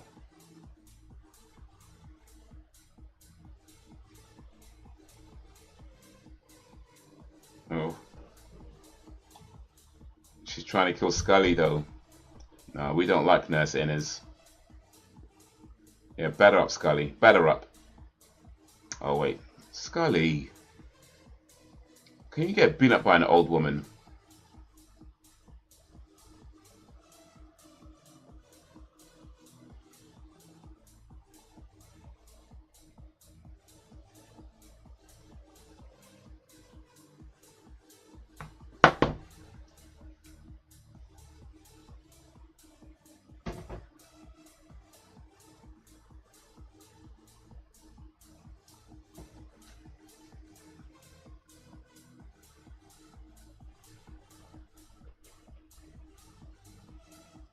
Don't touch it. Mulder's a prick. Yeah, maybe she's stronger than she looks. Yeah. Well, she managed to cut Scully up. But then again, I don't know, everybody seems to cut Scully up.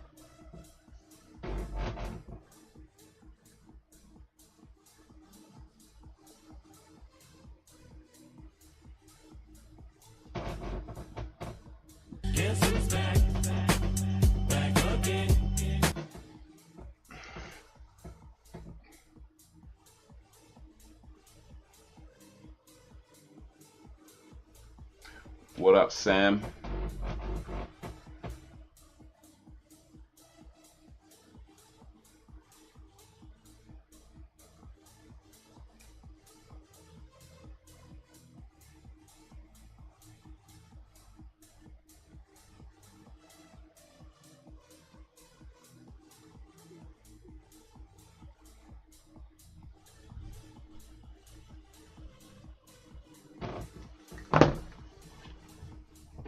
Is that your medical thing?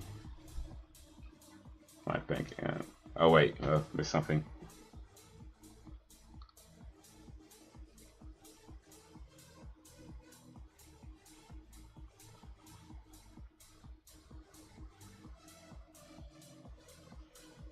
Is there one thing about yourself that you would change? My bank account.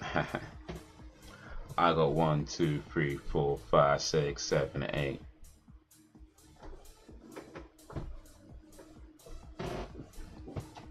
That's a nice tray, I mean. No, just kidding.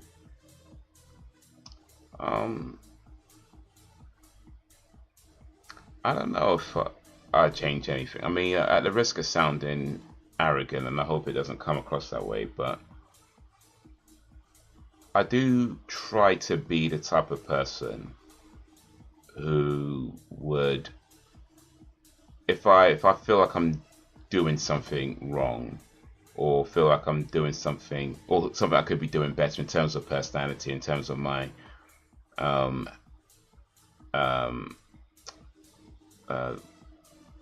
that word I can't think of right now, but I do feel like if I feel like there's something I'm doing wrong, something I could do better, then I try to change that. Like, I try to be self-reflective and think about situations where things haven't gone wrong, and think about, you know, what could I have done differently?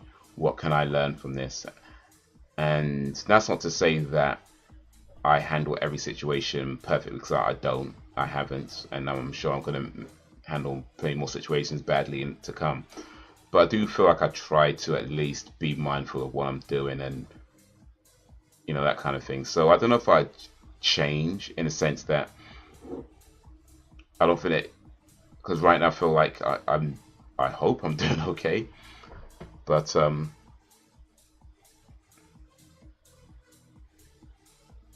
yeah, I'd want to keep doing that, in terms of, like, if I do identify something, work towards changing that thing. But until I identify it, then of course I wouldn't know.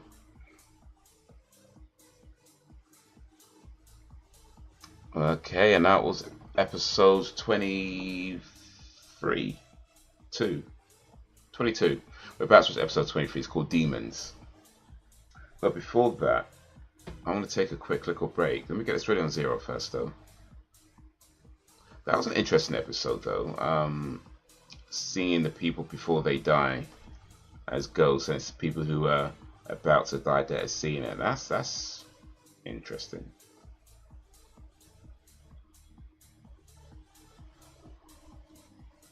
That's interesting. But yeah, I'm going to take a quick little break because I want to go relieve myself.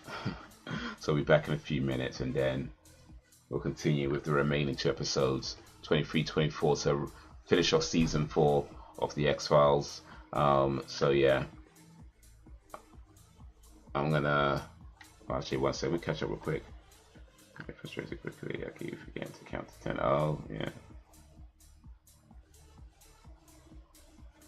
Wait, did I miss something?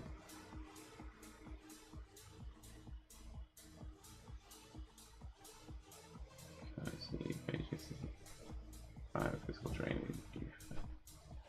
You get better. Oh, indeed, yeah. Well, it's like a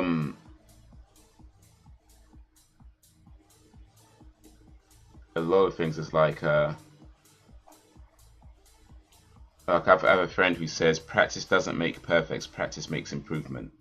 And the way I look at it is that everything you do is practice. Like everything you do is practicing something. You know, so if you practice, if you get angry and you never change that, then you're going to be practicing getting angry all the time, and then you just get better at getting angry, and you'll find yourself getting angry at the tiniest, smallest, insignificant things. I've seen people do that, fly off the handle over the most insignificant things.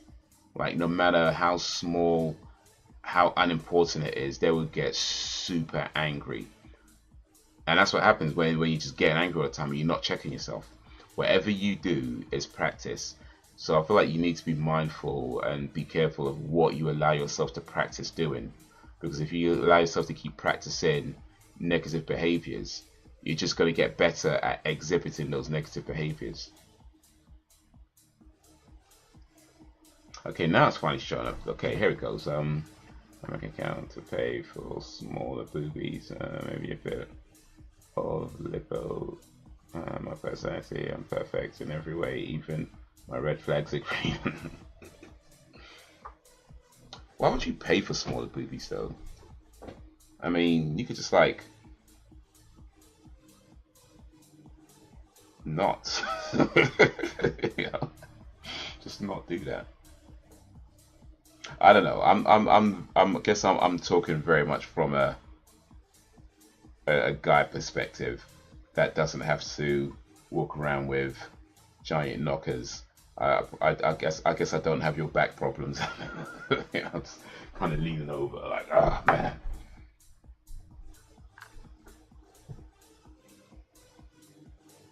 I don't know, when your boobs enter a room 5 minutes before you do. I guess I don't have that problem, but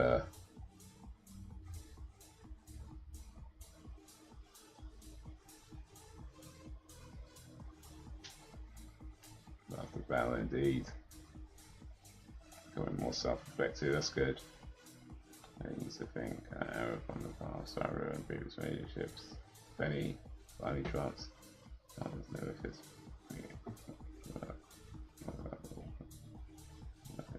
Damaging. But here's the thing about when you have a failed relationship, it's very easy to kind of point your finger at the other person and say, oh well, they did this and they did that, they did this and they did that, right? But here's the thing, and this is something I heard on the TV show. You might have broke up with, I don't know, 50 women, but 50 women broke up with you. I mean, I don't know if 50 is a number. I'm just saying, just as whatever the number is.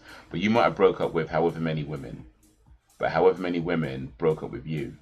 So it's all coming back to you. When you point your finger at somebody, there's always 3 pointing right back at you. So it's always coming back to you, you know. And that's not to say that you should take the blame for things that you clearly didn't cause, but you also need to look at what was your part in it, you know, and what could you have done differently, and what can you learn from this.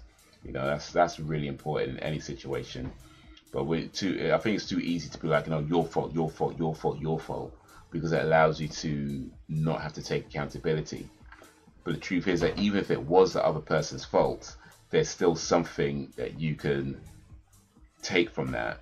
You know, there's still something that you can learn from that, and there's still something that you can take for yourself in terms of what you understand about yourself and what you understand about the world now. Because I'm talking about stream, I should start charging you guys for this. Well, that's it. Yeah, speaks improves, and there's just someone who is always slacking off. Oh yes, it takes their account. Yes, indeed. That's a giant red flag. That's a blood red flag. Because even if their ex was a really horrible person, the fact that they keep talking about it, at the very least, it means they're not over their ex. At the very least, they're not over them, you know. And on the higher end, it's like, it wasn't their ex's fault, you know. They're saying all that, but it wasn't their ex's fault. Okay. Play the part in it too. That's tough. That's tough. But if you could see that, and then it's like, now I know what I can do, or now what I can change going forward, you know. And if it happens again, cut his PP off. Don't do that. I mean, do it, but don't do that. Or if you do it, don't say that I said to do it. Yeah, because, you know. Alright, speaking of PP, let me go take a quick little break. Be back in a few minutes, and then, yeah, we'll continue from there. Alright, see you guys in a bit.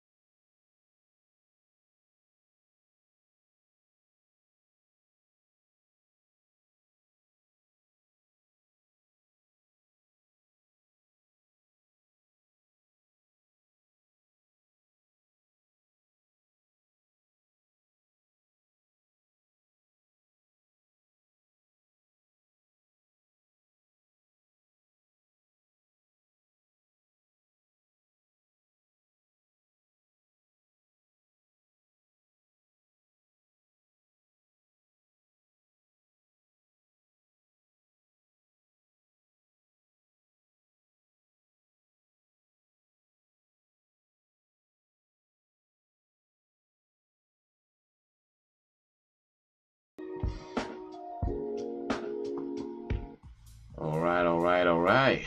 Oof.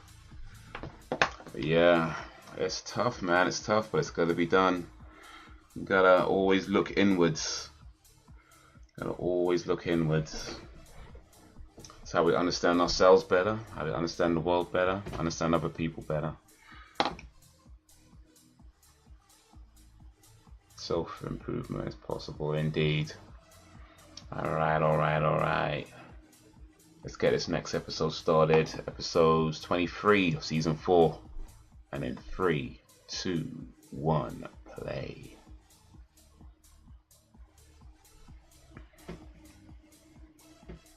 Oh. Fox.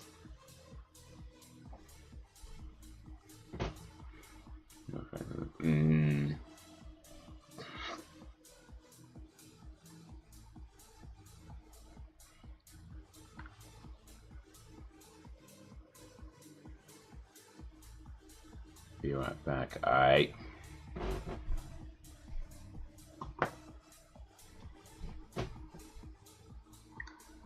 Yeah, boy.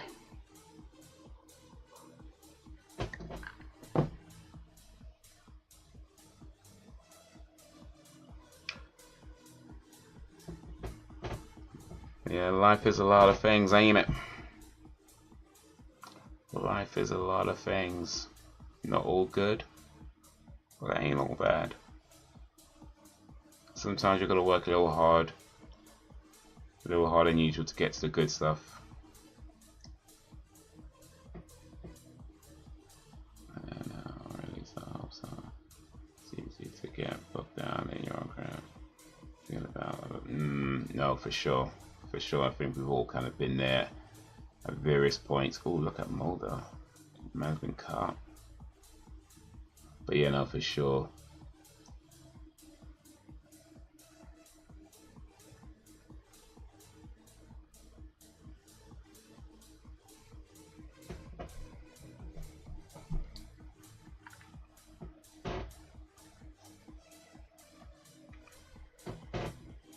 What time is it?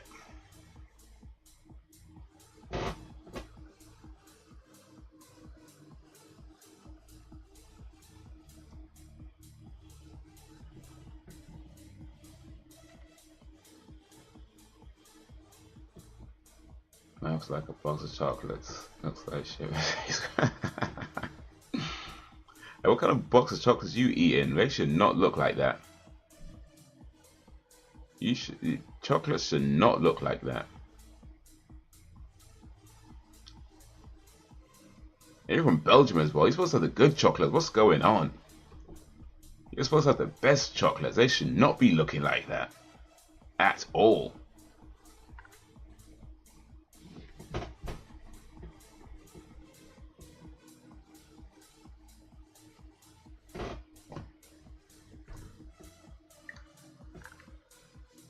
Not at all.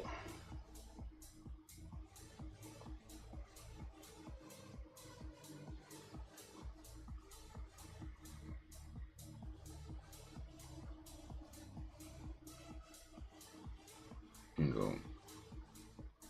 GeForce angle. What am I shitting? Got him. Hey, hey, hey, gonna learn today.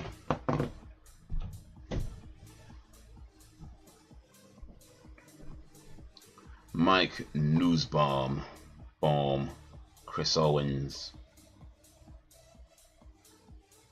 Rebecca Tulin, Mark Snow, Heather McDougall.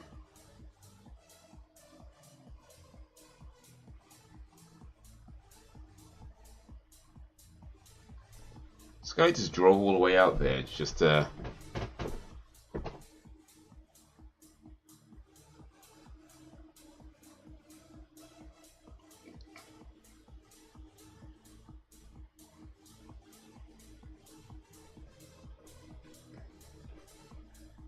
he just left the door open. Mulder's a prick.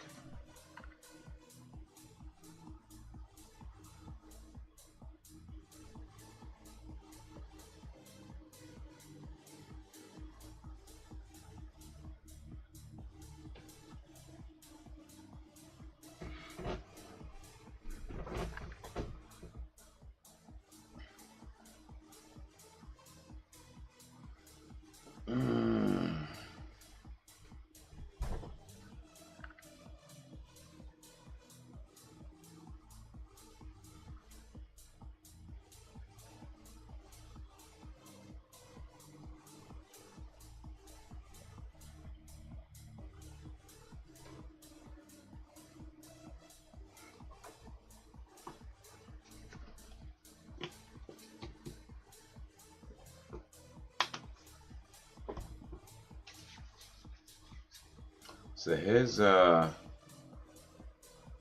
lesson I learned some years back, maybe a few years ago.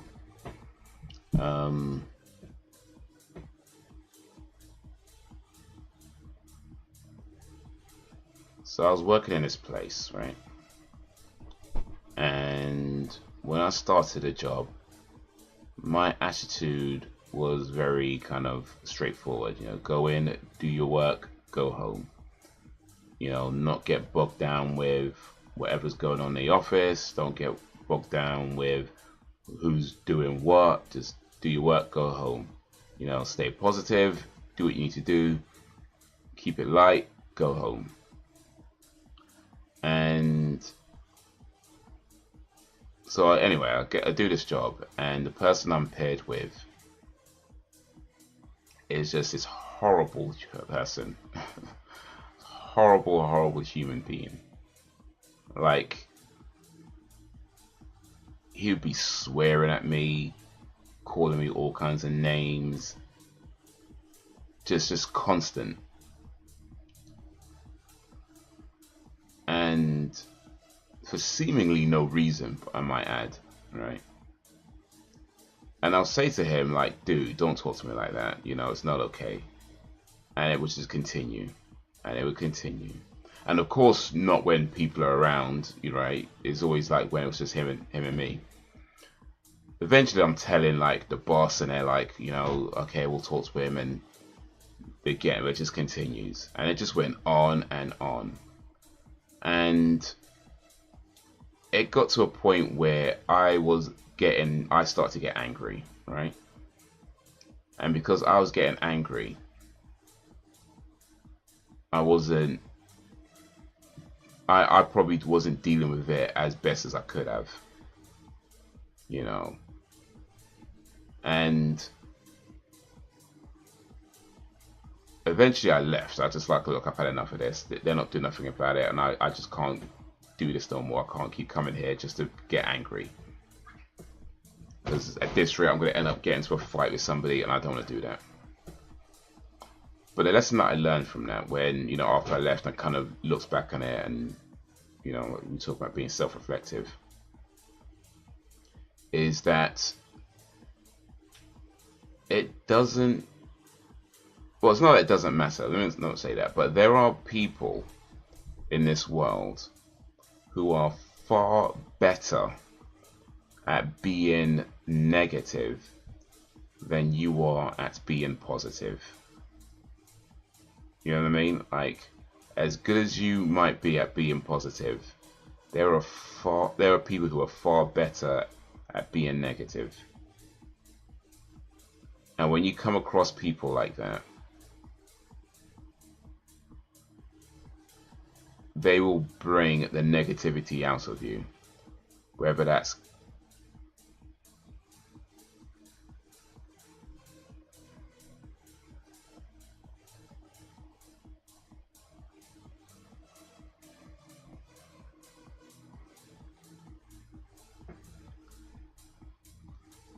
again, and yeah, they'll bring out the anger in you. They'll bring out the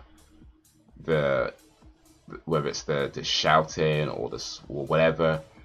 They'll bring that out in you, even if you don't want to be that person. They'll bring that out of you, and you're never gonna know, you know, what type of person you're around at all times. So it's not like you could just avoid them, because you're not always gonna know.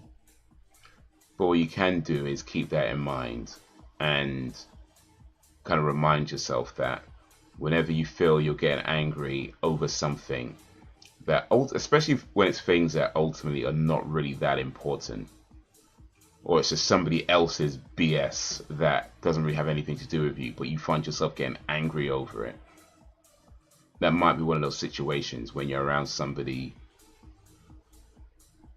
who just somehow brings out that side of you, because they're that guy.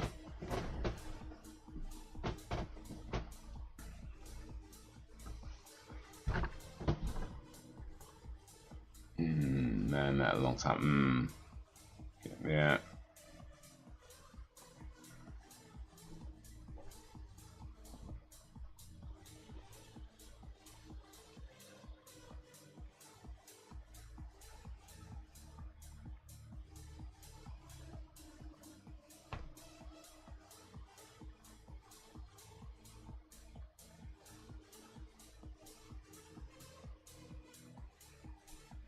Oh, Molder.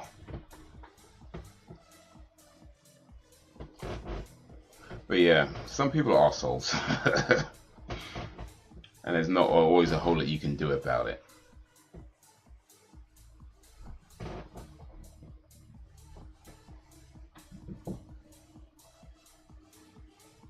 You know, all you can do is all you can do.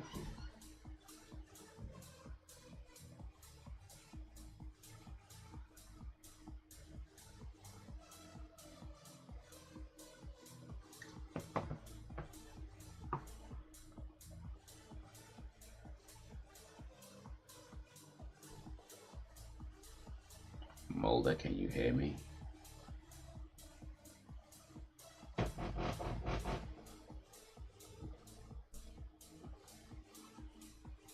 People sure are special. Yeah, and not in the good kind of special.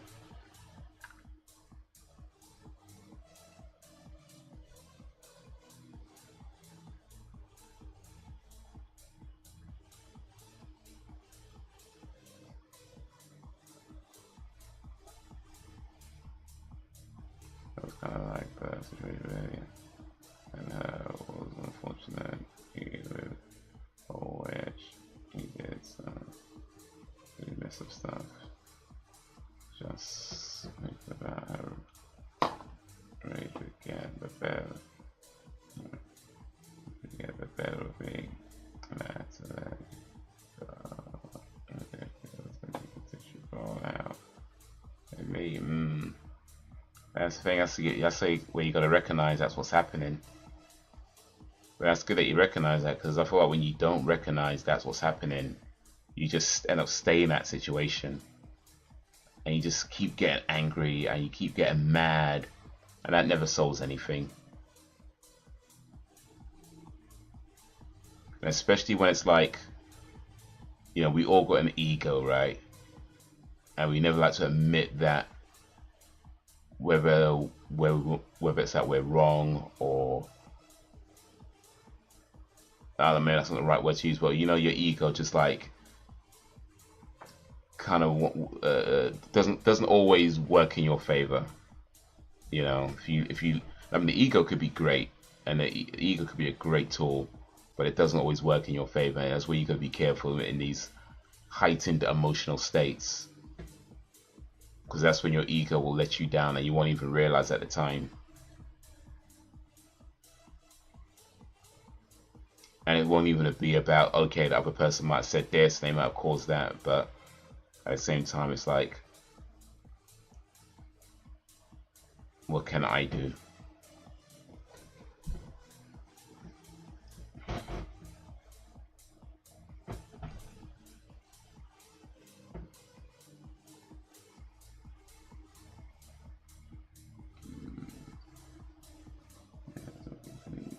Drain positivity and bring out the real, for sure, for sure.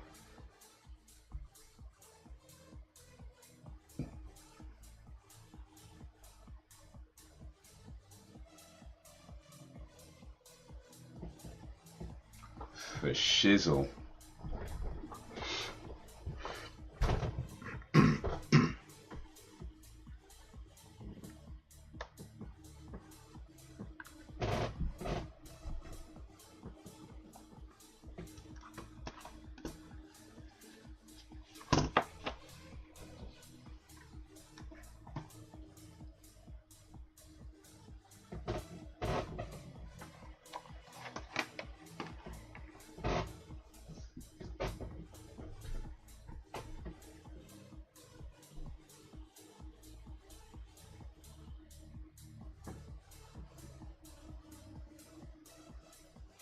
Or full James it raw. You made that reference though. Okay.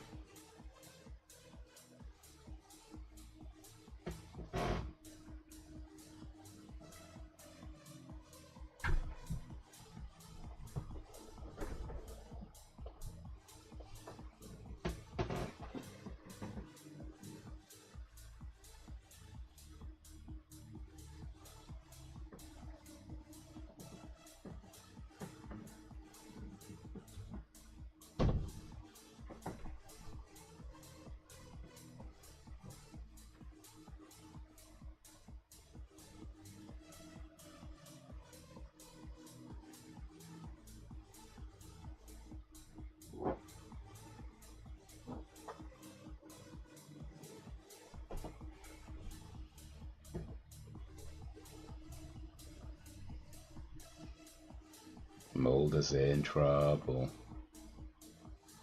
Mulder's in trouble.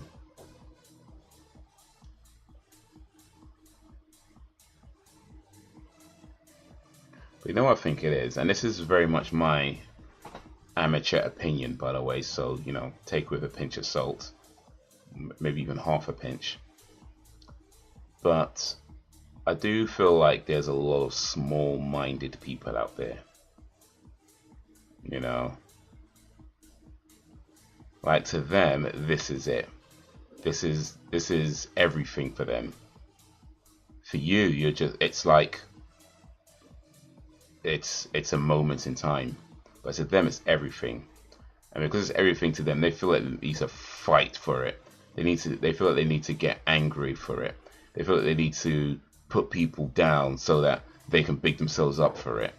You know, they feel they need to make you feel bad, or make you feel like an idiot, or make you feel whatever, so that, you know, they can be the man or whatever in it, because it's everything to them.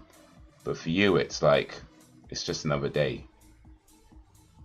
For you, it's just a moment in time, and there'll be better moments for you to come. So I feel like there's just a lot of small-minded people out there that can't see past, you know, this moment in history, and feel like this is everything that that for them, that is just nothing else after this. And it's sad when you think about it, because it's never it, until you're dead, of course, but this is never just it.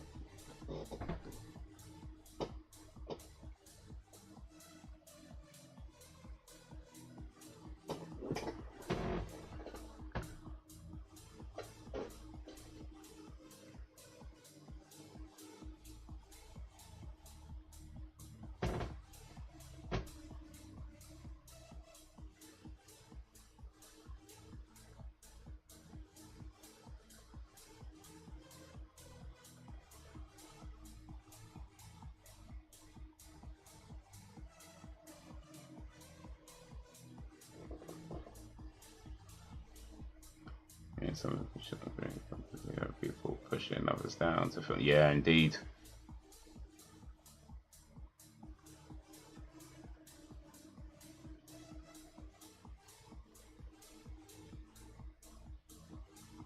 Indeed, people trying to put you down to try and big themselves up. It's small-minded.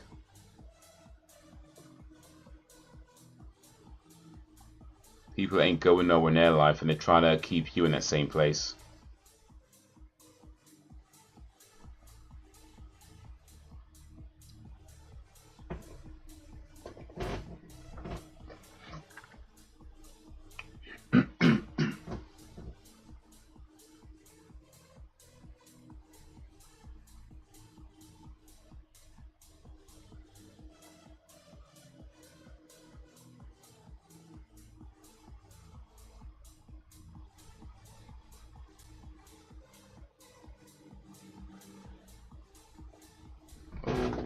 Mulder's in trouble.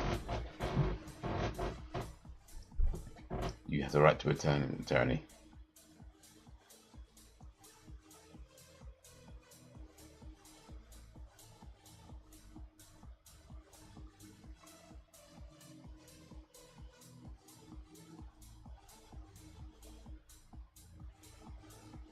Yeah, all you can do is all you can do, man. All you can do is all you can do.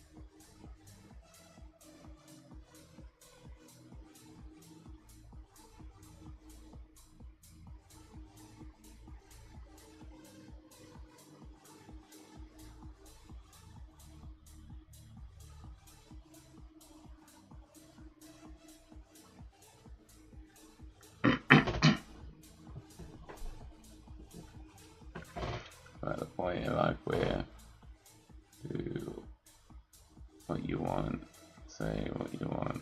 They had a little effect on me. It's gotta be like that, right? It's gotta be. Because you have no control over what other people do or say.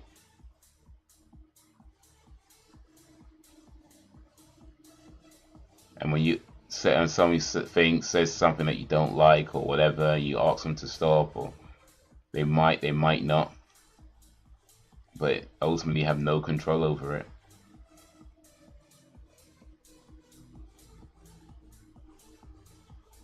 And honestly, sometimes it's just better to just remove yourself from a situation. Just be like, you know what? Say what you want, do what you want. I'm gonna not be here. I'm just gonna not be here. I'm gonna go somewhere else. And you can say and do what you want. Just not around me.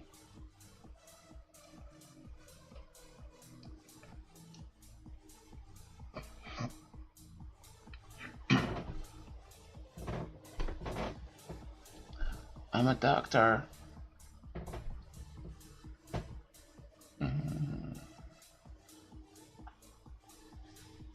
Really? I mean, bullet hole in their heads probably gave that away. I'm guessing.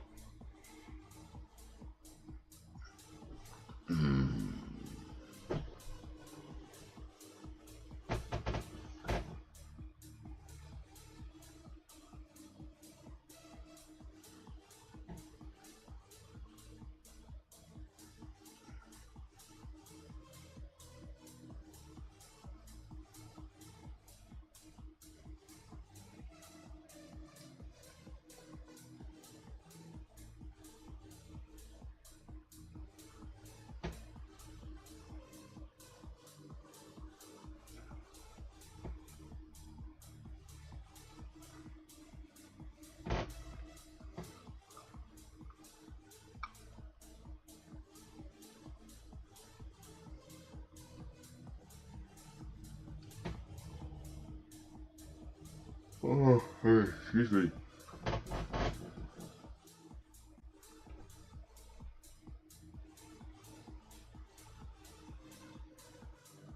Scully's working hard. Scully's just let him burn.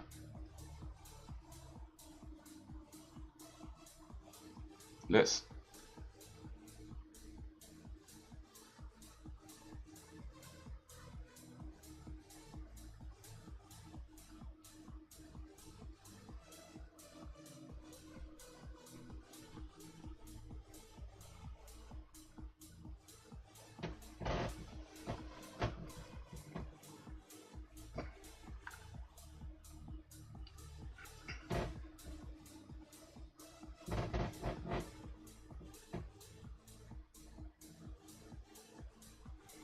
Predicted he was dead. Does that mean I can put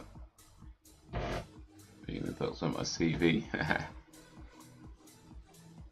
Yeah, I think that's fair. Why, this man is dead, and somebody's responsible. That's how it goes. This man has been murdered, and somebody is responsible. I'm guessing Dan knows that movie.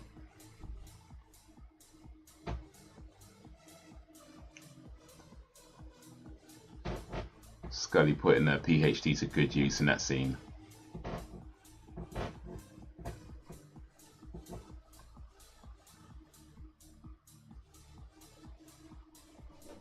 I reckon I could put Doctor on my CV actually.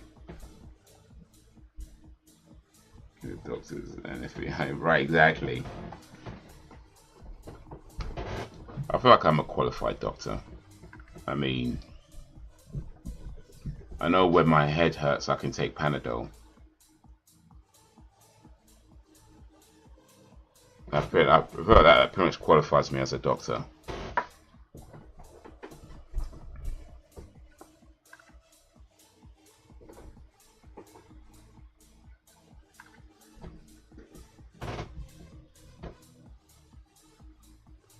wondering. Alright, Dr. Darby. That's a nice ring.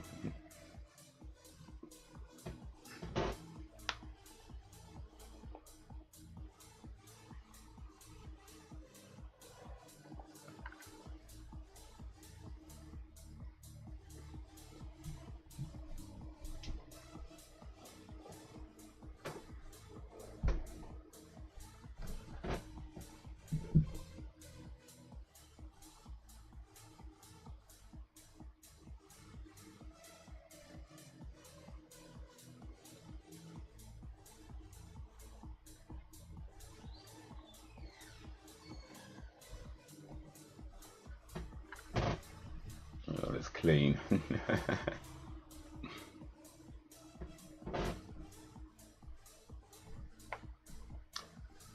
If you get a cut, you put a plaster on it. I'm a doctor.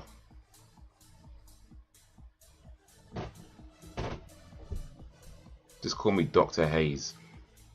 I might start a YouTube channel giving out medical advice.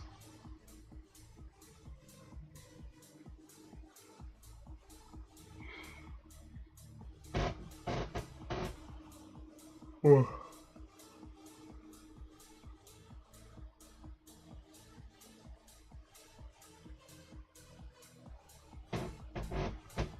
No poo stains on my ring. Wait, which ring?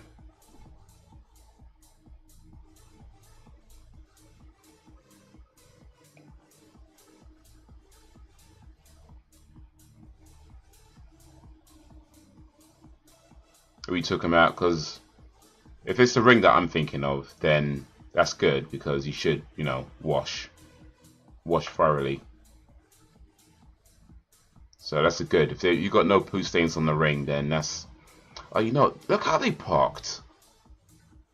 You know what? That's one of my things that annoys me so much. Like when people park in the most inconsiderate ways. Like there is no good reason to park your car like that.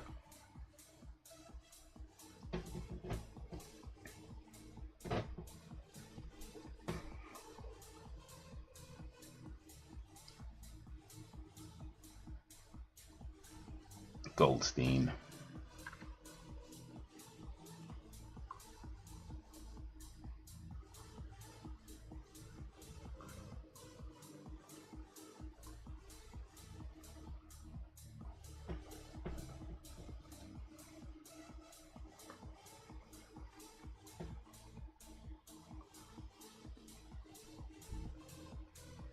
Wink and a laugh.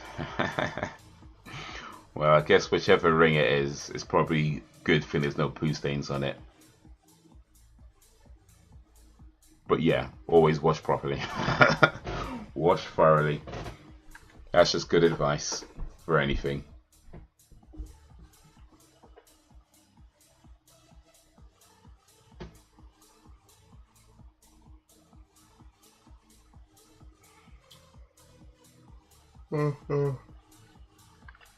Good thing otherwise it would be a shitty ring.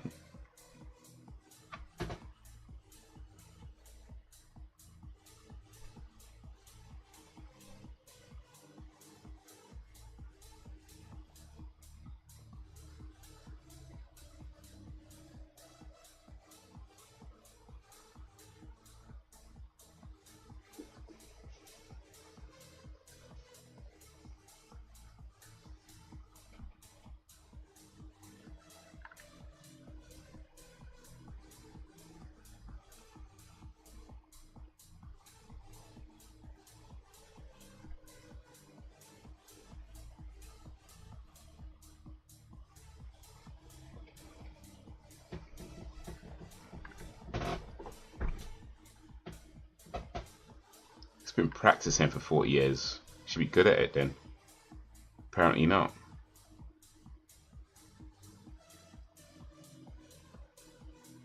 Oh, Scully's onto him.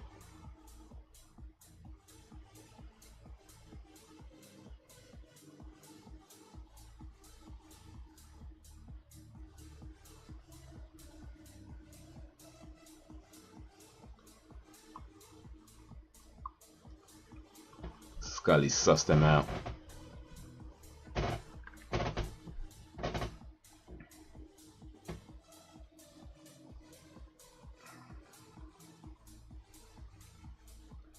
Scully sussed them out. This is Scully's episode. Oh.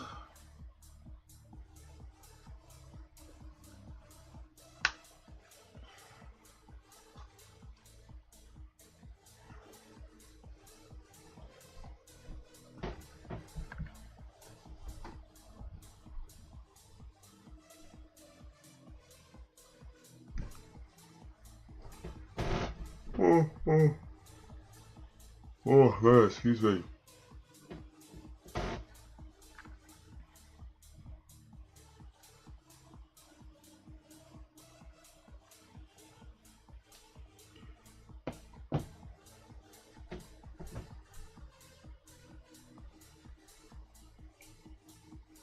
Yeah, tell him, Scully. Tell him.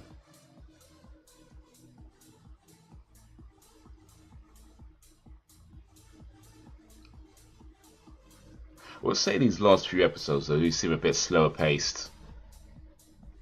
I mean, they're fine, they're interesting or whatever, but they just seem a bit slower paced. Go get him, girl. Mm-hmm.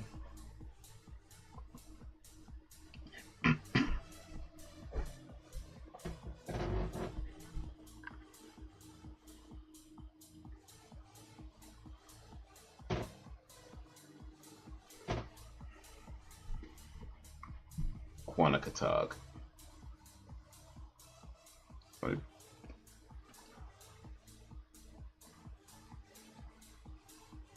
Might as well accent all Fonzie right now.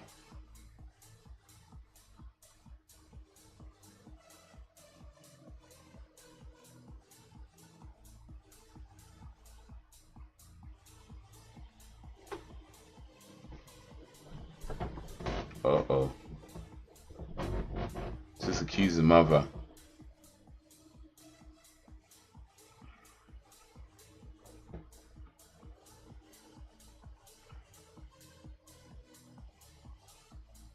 Oh, you think Smoking Madam is dead?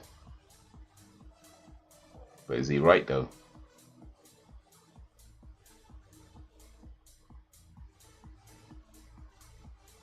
Is Smoking Man's really Fox's daddy?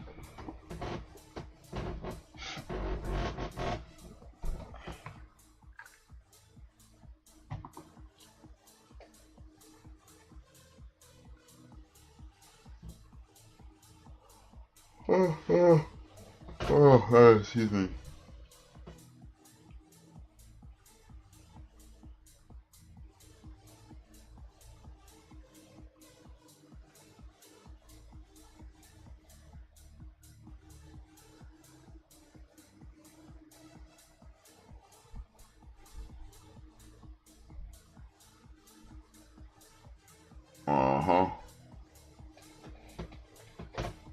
Mulder, huh? Mulder.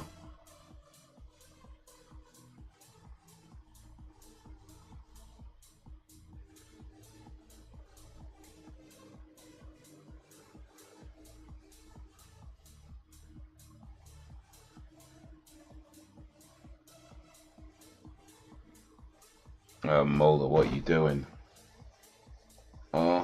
That's my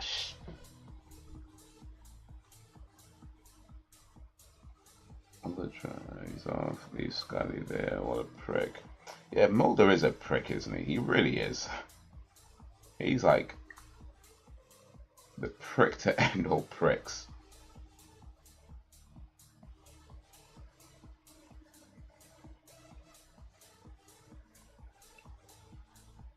I want to remember everything. Obsessed prick, right? And it goes back to this crack wacko doctor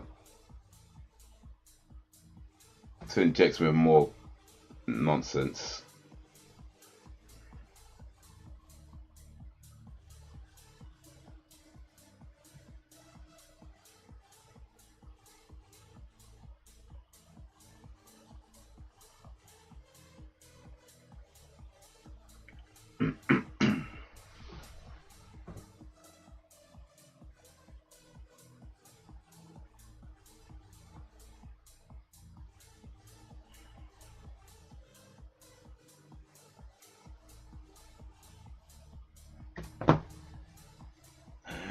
She's dying, and he's right. Yeah, she got that cancer in it.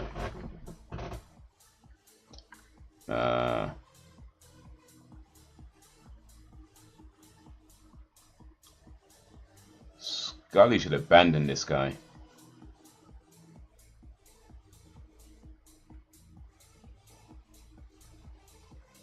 Oh, you really want this to happen, though?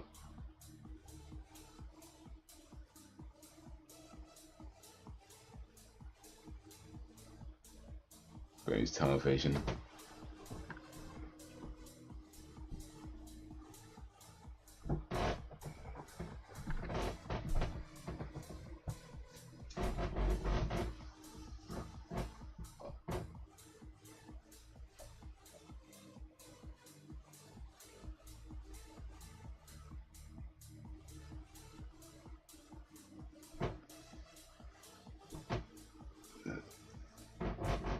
Imagine being a doctor and getting arrested right after you perform an operation.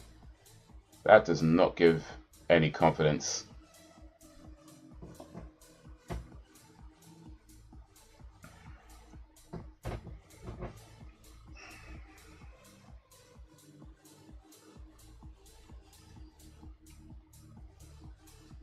Scully, what are you trying to do?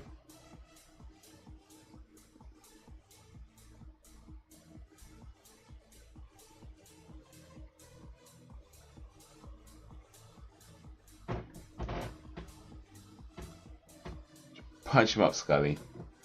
Punch him in his face.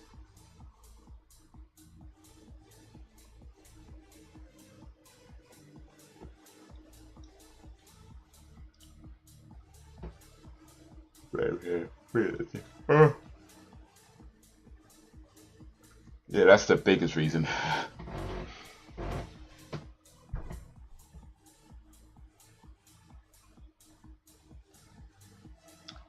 Apparently, Duchovny was getting paid more than Anderson for these shows. That is not okay. Scully should be getting paid twice as much.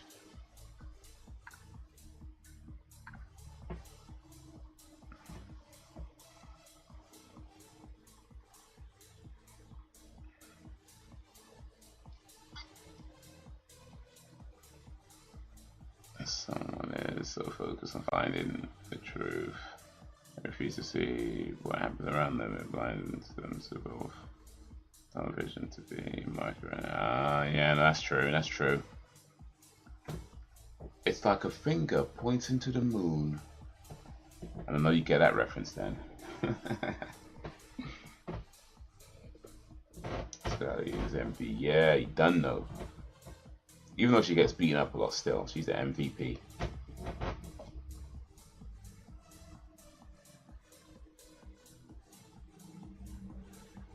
Bruce Lee, yeah, you know.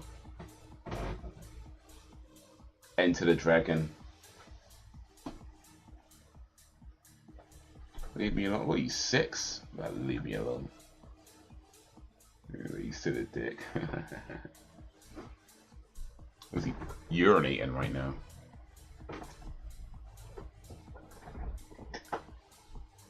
There's another joke about Bruce Lee. Okay, what's the joke?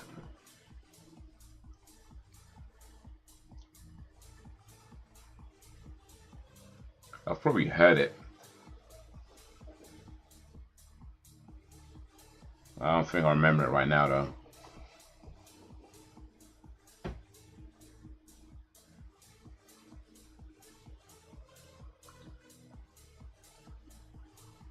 He doesn't drink water, he drinks water. Yeah, I'm pretty sure I've heard that before. Water!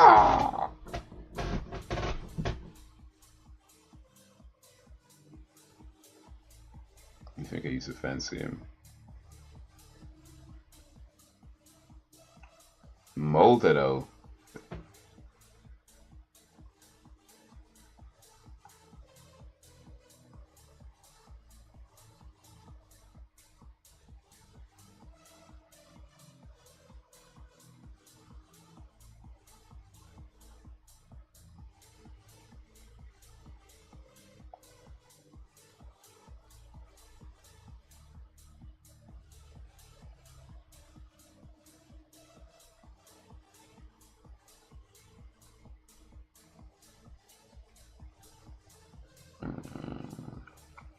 Mulder's been a prick again. Scully staying calm in the situation, helping him out again. Scully just punch him up.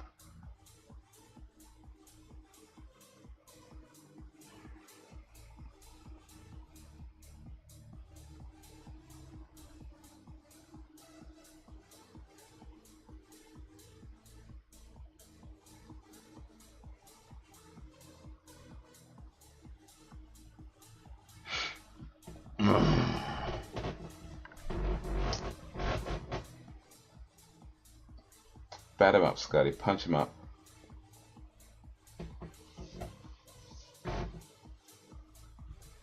Oh, she's being compassionate. She's all mature in that, isn't it?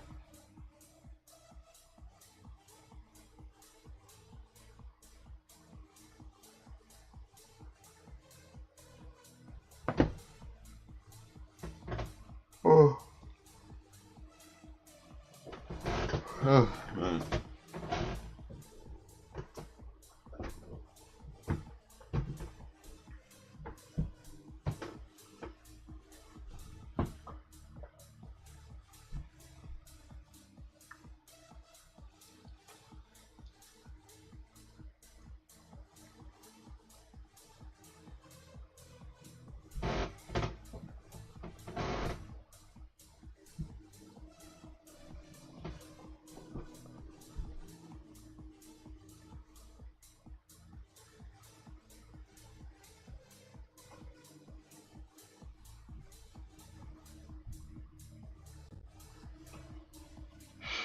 Well,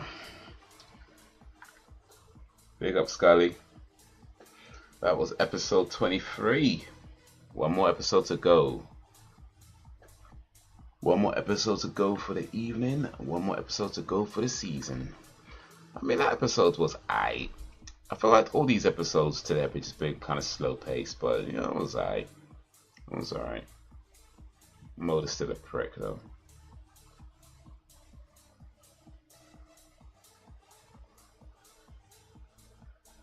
Motor is still a low down dirty run prick.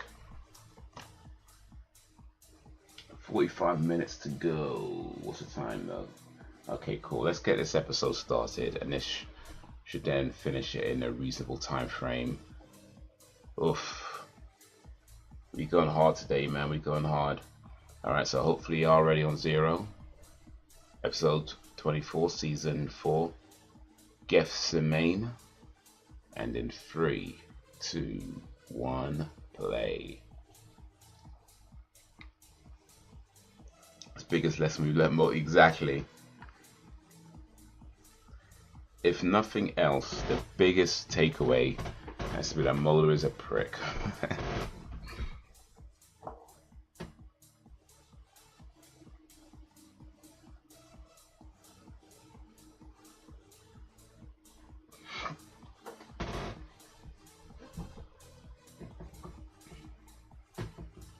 Okay. Ugh.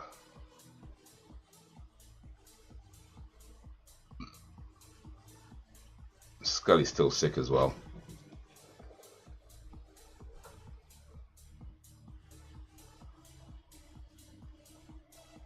It him.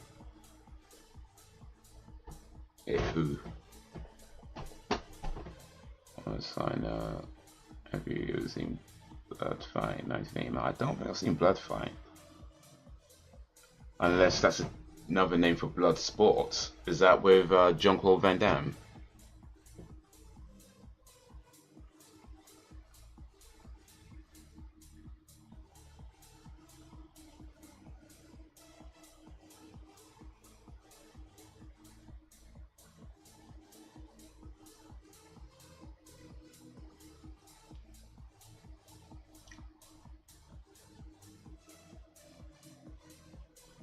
It has Bolo Young. Okay.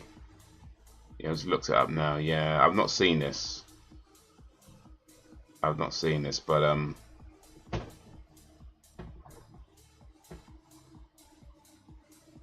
they put Van Damme on the art though. Look at that. I don't know if you can see it, but they've got a picture of Van Damme on the artwork. He's not even in the movie. But yeah, not seen blood fight, but I have seen blood sport.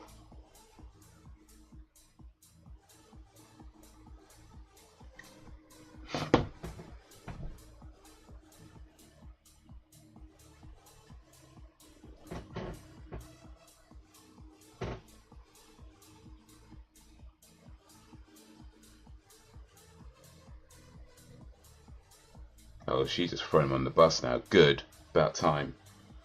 Throw him under the bus. He don't deserve your help, Scully.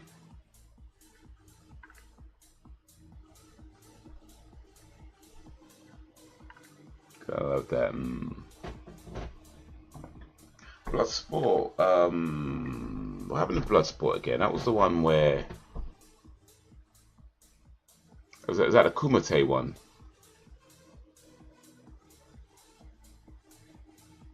But that was Bloodsport at Kumite. Or was that Kickboxer with Kumite?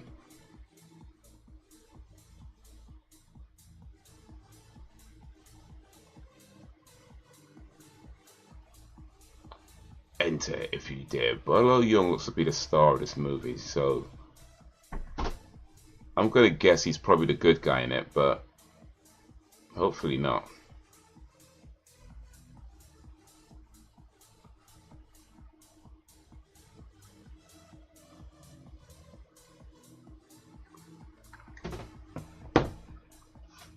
James Sartorius, Sheila Larkin.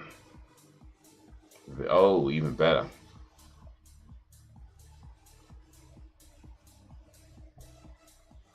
Yeah, that's the one.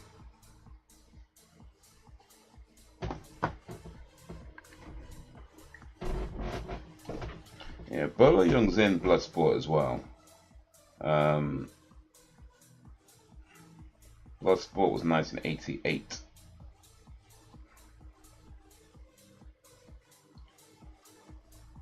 Frank Dux.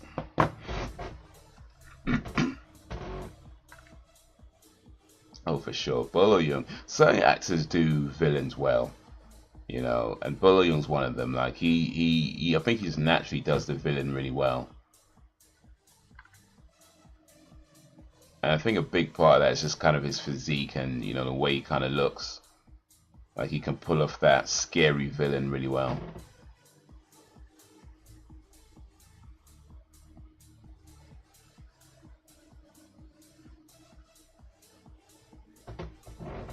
Manners.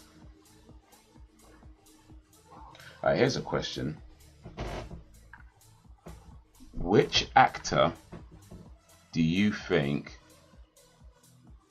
is really good at playing the villain? Like, which actor do you think is really, like, exceptionally good at playing villains?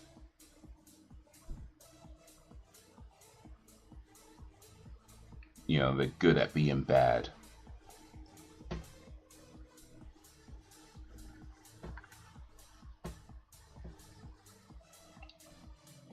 For me, I would pick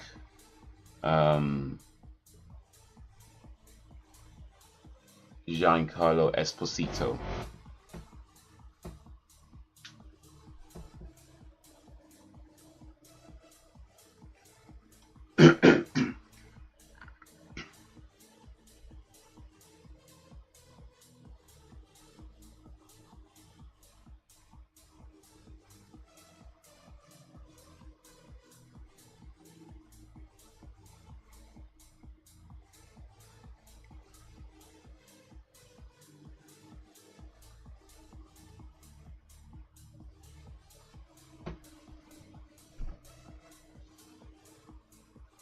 False truths, just lies then.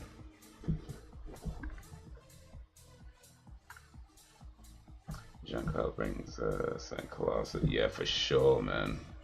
Jack Nicholson. Oh, yeah. Yeah.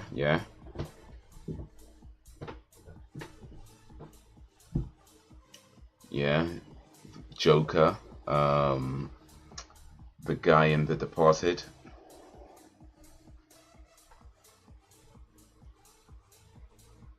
Scully's mum looks like Susan Sarandon. It's not though.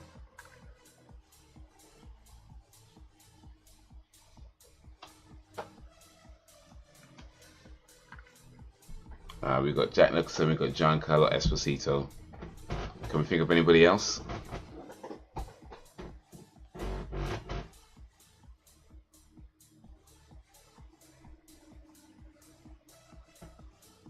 Alan Rickman, oh yeah. Hans Gruber, Professor Snape.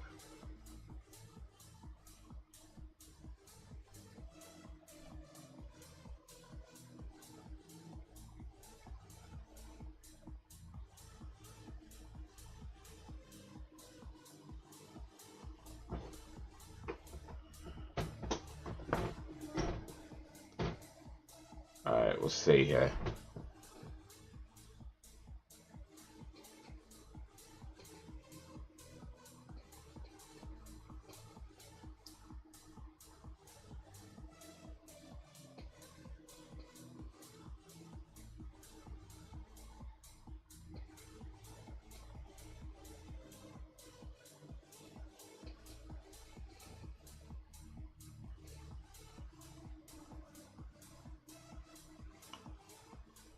Okay, so I've got a list of actors. I'm going to pick a few that stand out to me. Christopher Lee, Bad Boy. Willem Dafoe. Christoph Waltz.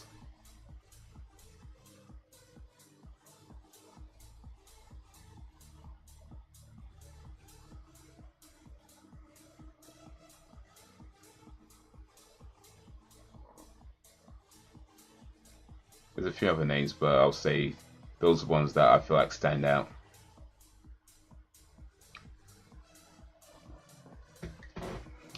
Gary Oldman. Gary Oldman. I mean,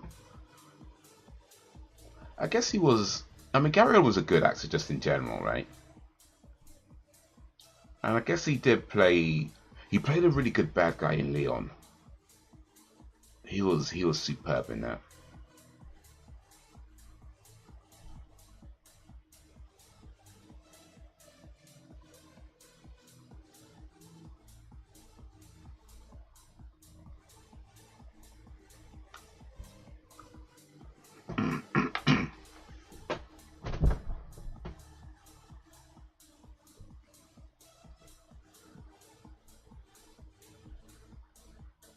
Smithsonian Institution, Washington.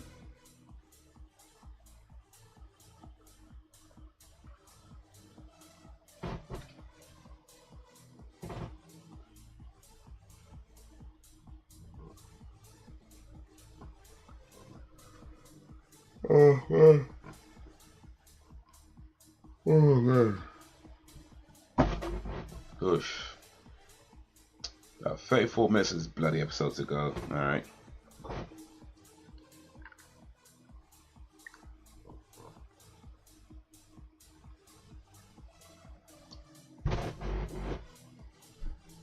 Javier Bardem played a really good villain in No Country for Old Men. Anton Chigurh. He was so good as Anton Chigurh.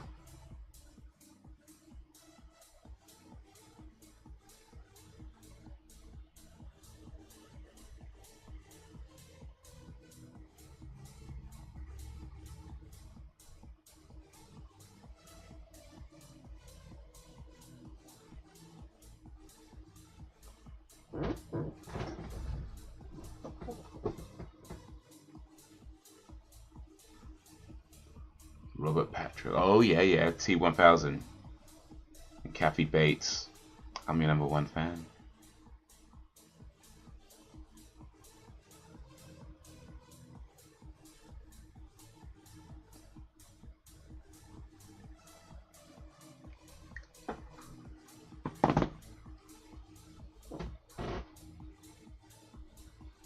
Oh man, alright. You know what?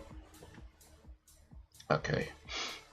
Tiredness is clearly catching up with me, but we've got to get through this episode. Oh, we can do this. We can do this.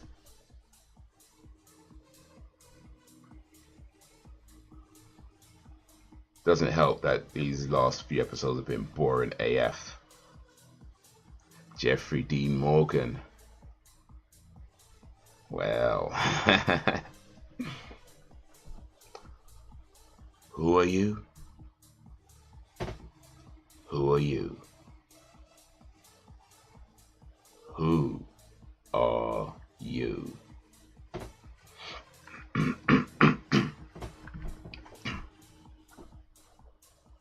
That still counts if even it's a TV show. Wesley Snipes. Wesley Snipes. When did he play a bad guy? I don't think I've seen him play a bad guy, you know.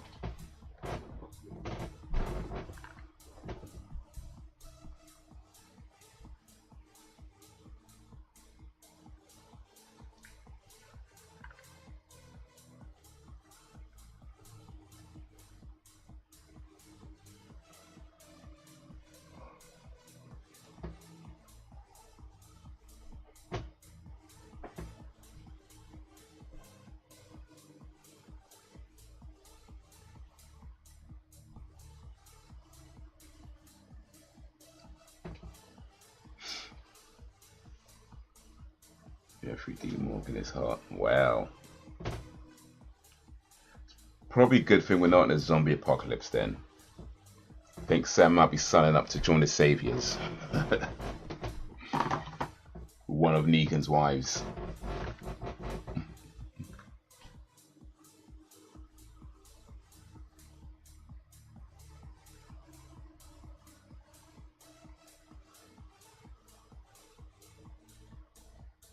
Demolition. Oh, yeah. I haven't seen New Jack City, but yeah, Demolition Man, yes. I forgot about that. Is this the future? Where are the laser guns?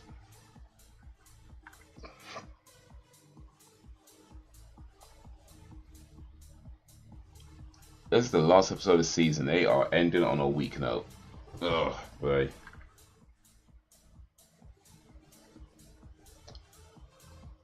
Now I'm questioning if I want to go through season 5, if it's going to get this boring. Damn. I know I said we're going to watch season 5, but bruh.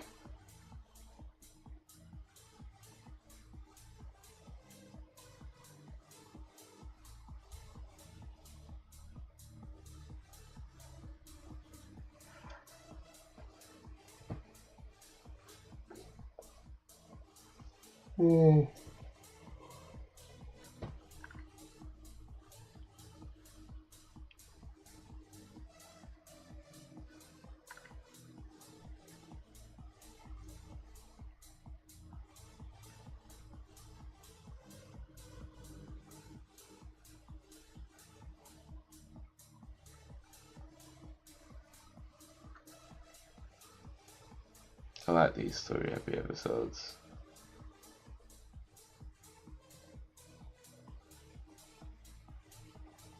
Yeah. I guess they serve a purpose.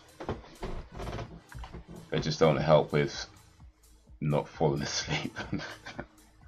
Ugh.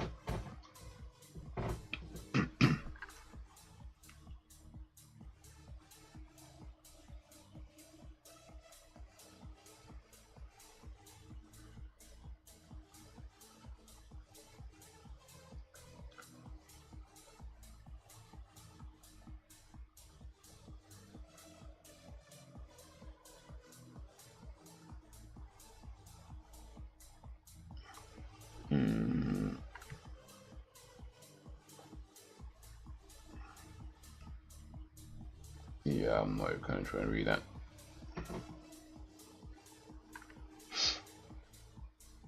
Daniel Day-Lewis. Yes. Was it Billy the Butcher? Was that it? No.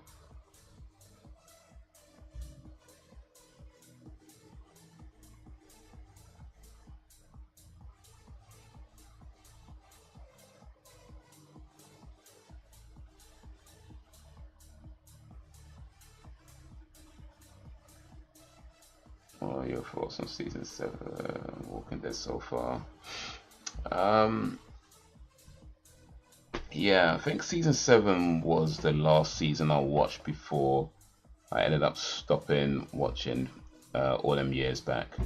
That being said, watching it again now feels like watching it for the first time. There's so much I don't remember.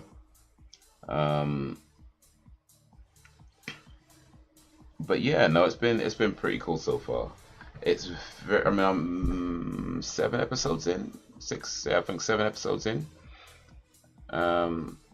It is very much still building up the story. You know, Rick is still kind of like under manners right now. I can't remember how he kind of steps up again, but I know that's coming.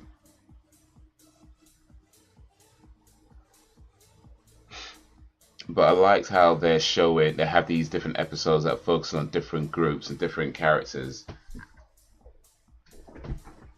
So you don't just see one side of things all the time. You can see, like, you know, what happens to Tara. You can see what Daryl's doing. You can see, you know, Rick and them lot are doing. And so you got different perspectives coming through. So I like that they're doing that. But yeah, I'm about maybe halfway, I think, through season 7. And yeah, enjoying it so far. Watching it again for the first time. Or watching it for the first time again, I should say, rather.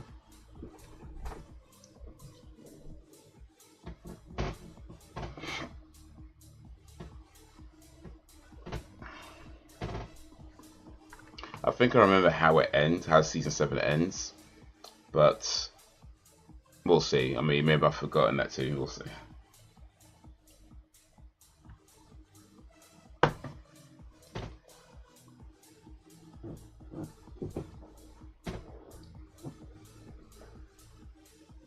Very unpopular season, but I like it a lot. To see them broken down and slowly, yeah. But to me, that makes sense though, because you can't have.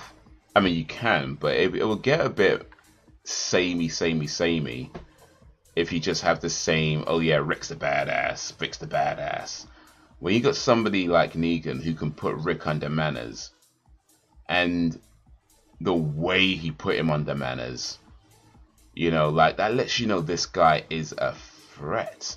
Because that's one of the things I think in the previous seasons. It never really felt like any of them were, even the governor, you know, to a lot of extent, it never really felt like they were a real threat.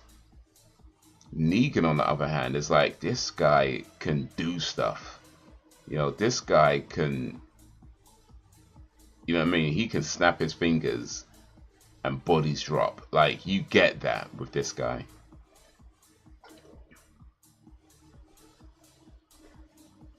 So yeah, I like that he's broken down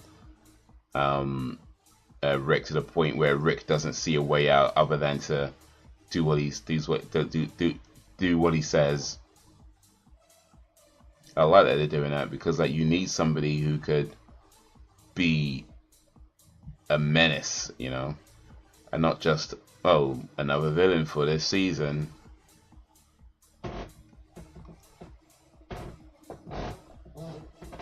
I mean, exactly, high level boss, exactly. They've been facing mid bosses before, now they got the big guy. Now they got the big bad.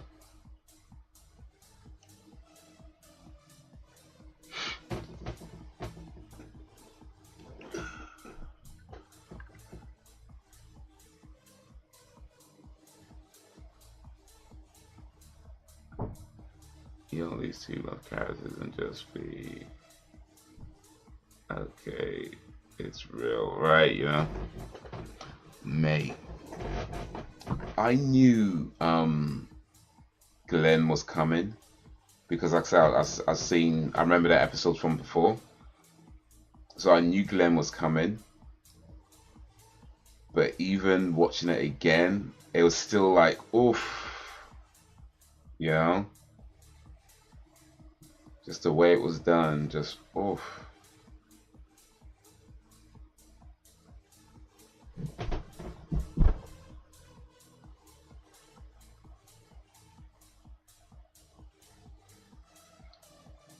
And the makeup that they used during those scenes, mate. I don't know if they used makeup or if they really did just bash his head in. Like, I'm wondering, was that makeup or did they really just bash his head in? Like, I wouldn't be surprised.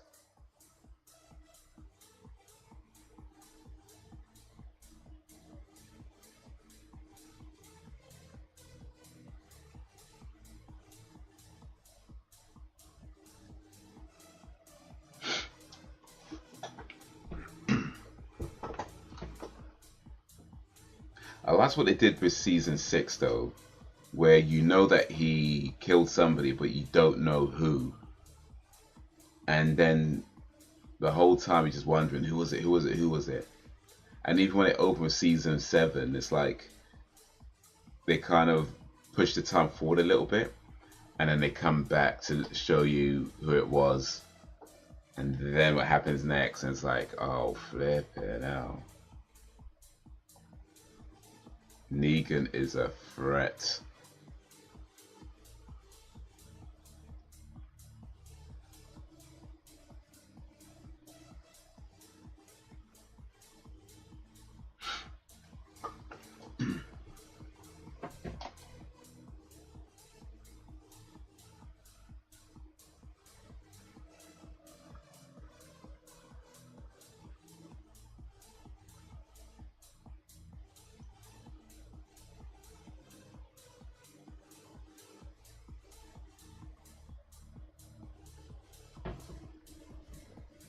I was kind of Abraham, he was a good character. It was all talk. I forgot about Abraham. Yeah, I think it's because like Glenn was a genuine surprise, wasn't it? I mean, I don't know if it was a genuine surprise, but the way it just came out the blue, because you knew somebody was died from season 6, right? And when you see it's Abe's, and you're like, oh, flipping hell, man, Abe's. But Glenn was just like out the blue.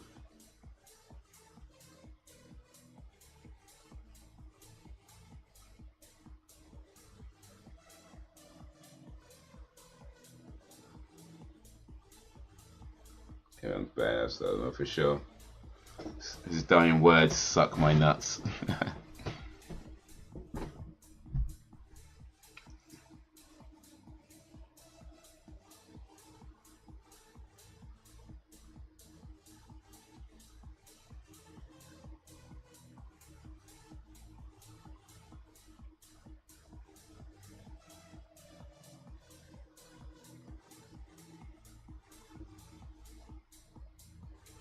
That Dana's brother.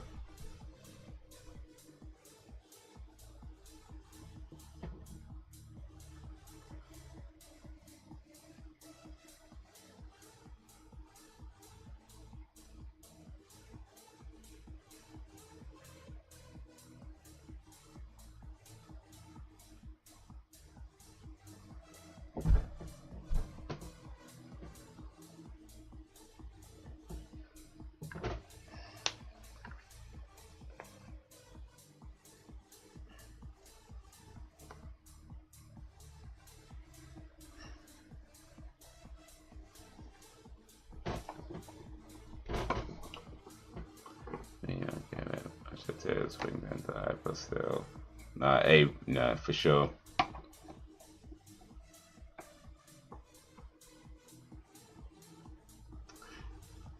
He was a bit of a prick at the end, though, where he was dealing with Sasha, and then when he broke up with Rosita. Like, he did it in like such a he did it in a horrible way. It was all like, oh yeah, I don't want to be with you no more, we're not working out. I was like, wait, what? I'm just saying, like, I get that he fell for somebody else, that could happen, but he didn't need to talk to Rosita like that. That was not okay. But yeah, aside from that, he was pretty badass.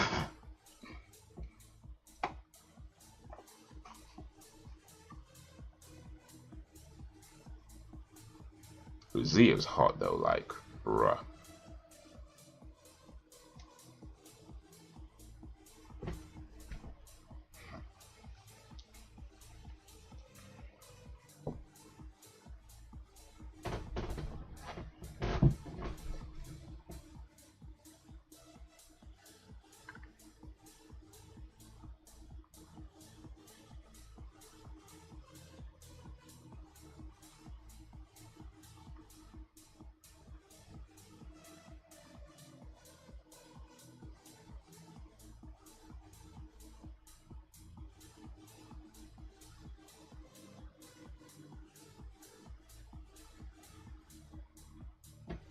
Well, no one's perfect all the time. Oh, indeed. Indeed.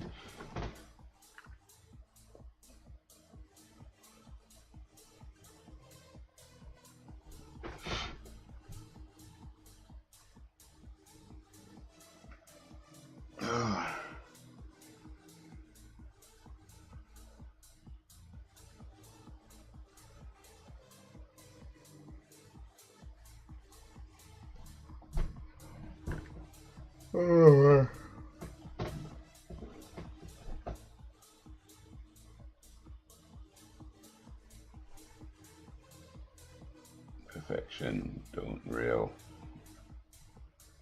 And I do like Abraham as a character overall. Like, I think how they introduced him, you know, helping Eugene, trying to get to Washington, believing he was on this mission, and then finding out that's a lie.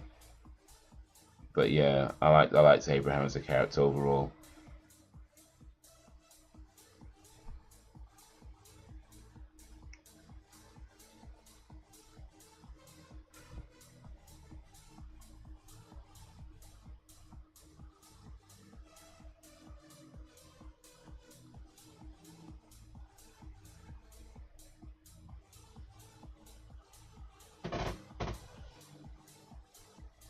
I liked that Abraham was like this natural leader, but at the same time he could still work with a group, you know, and still work as a team, and not feel like he needs to be like,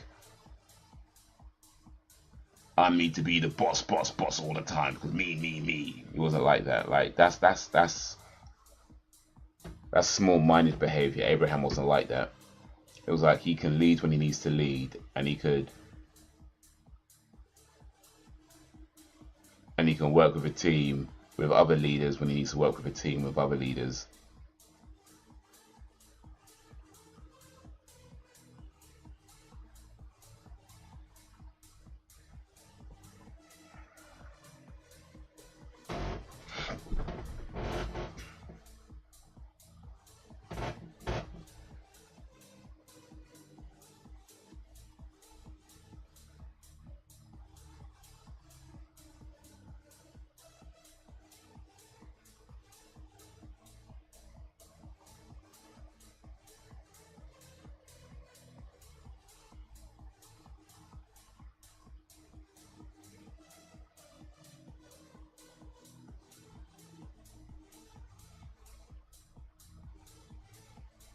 Dead alien. Was even scared of leaking the. Oh yes, yeah. Suck my nuts, man! Imagine getting bashed in the head, and you have the balls to be like, "Suck, boy." I don't know if that'd be me. I'd probably too busy crying.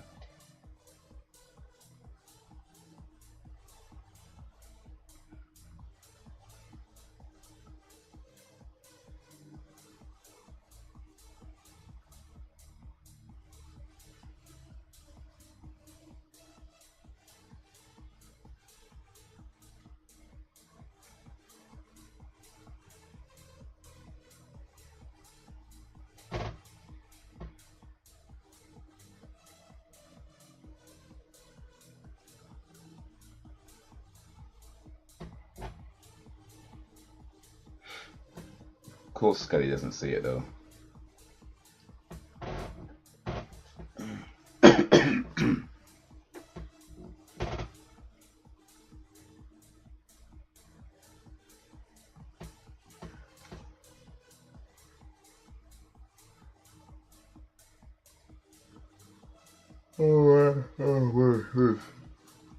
Yo, what up, Braxton?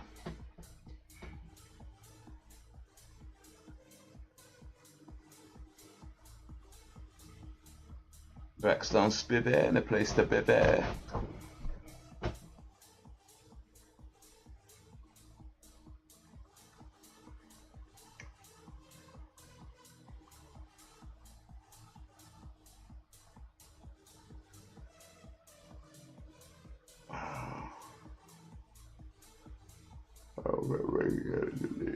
Because he was just protecting his family. At first, the others kind of made him leave, really. Yeah, I'd say that's about right. Well, in the first season, like he was like he just wanted to kind of get back to his family, and then he met Glenn, and even though Glenn initially saved him, like helped him out from the tank, from that relationship, on that situation, because he had experience as a cop, he became kind of a de facto leader there, and then getting back to the group.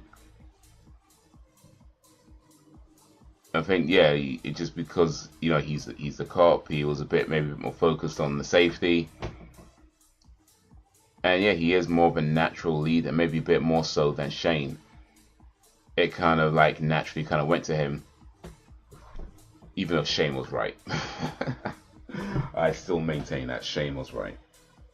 Rick may be a natural leader, but Shane was right.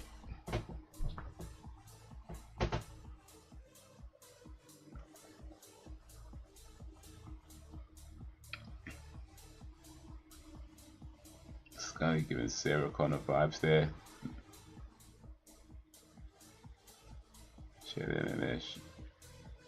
Shane was right, indeed.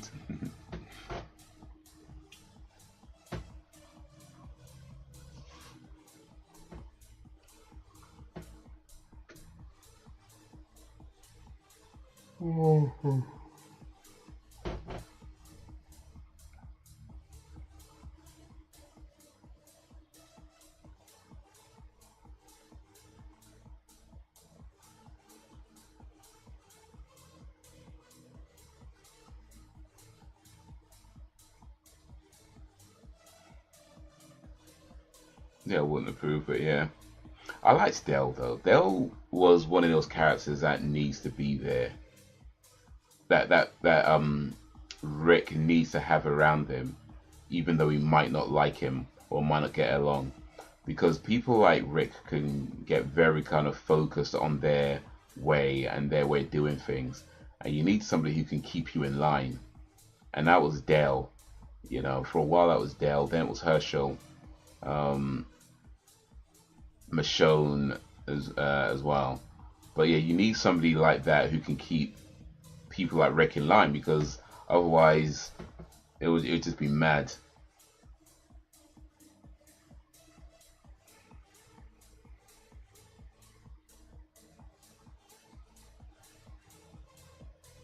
Jay didn't care about the group though. Only Laura and Carl. I don't know if that's. I mean, yeah, I think it's fair to say he cared more about Laurie and Carl. I think he did care about the group. Maybe not to the same extent. And certainly he would burn them to save Laurie and Carl if he had to. But I think he did care about their general kind of well-being and safety. Oh, Herschel, yeah.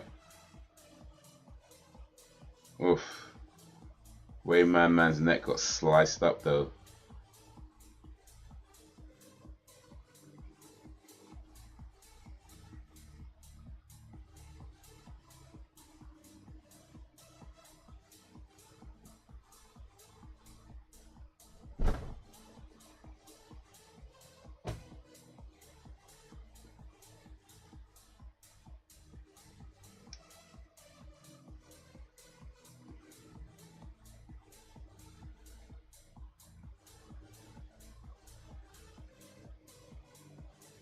Dale's a Jiminy Cricket of the group. Who's Jiminy Cricket?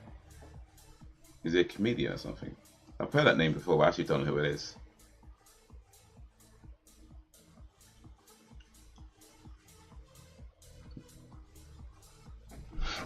DOD.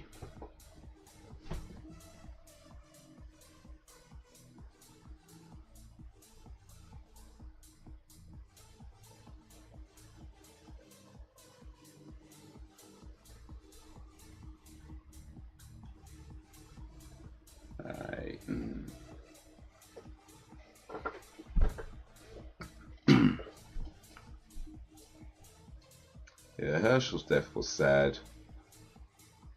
Noah's was really sad. Even that guy who was kind of well, he was very much an arsehole and tried to kill Glenn a bunch of times. You know, even that was pretty sad because by the time it happened, he was like, he was trying to do better, trying to reform. He was like really feeling the regret of what he did. And then it came down to just shooting himself.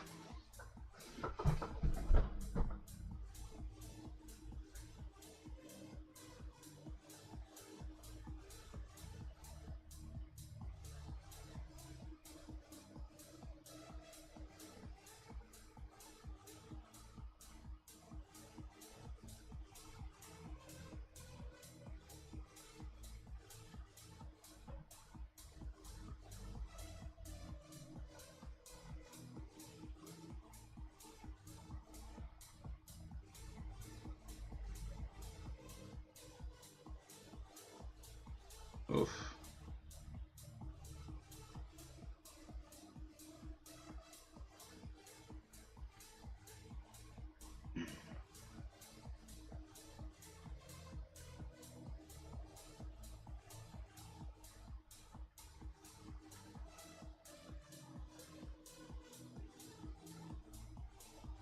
That's when I ham and sweet potato, fine-ish. Your house smells like ham, sweet potato, pies, and shit. That doesn't sound like a good combination. I mean, it was up until it said shit. It's like, that's just probably not good. Flush the toilet or something. Yeah, big personality shifts during this time. Yeah, no longer enough. Our lives been and they took, yeah. And it was sad as well when he got back to his camp and they were all dead already. And Tyrese, his death was sad too, like damn.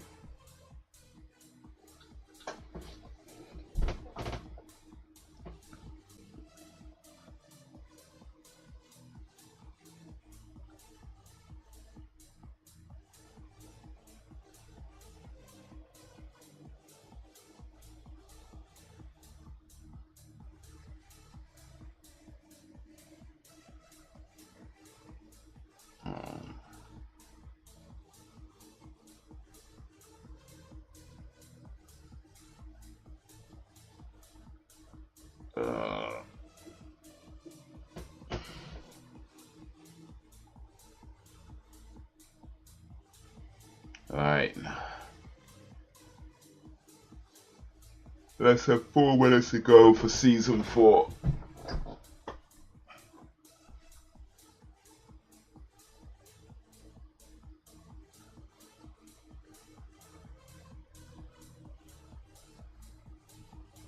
I think I put some birthday candles in my seafood dressing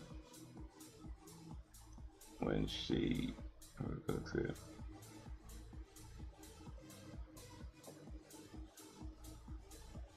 No, Brax, I've noticed you do that sometimes actually, where you would say like she and then in brackets you'll put mother, or he and then in brackets put whoever, or she in brackets. I mean, you can't just say your mother. You know what I mean? You can't just say your mother, like when your mother makes it, like you can't just say your mother.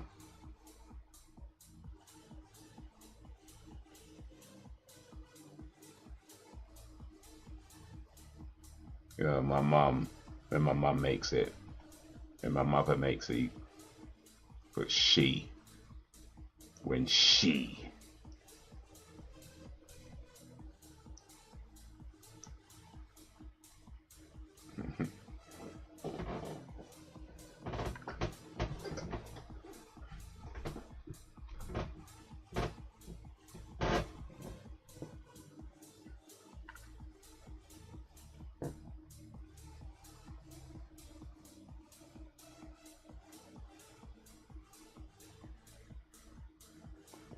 Molder, moldy molder.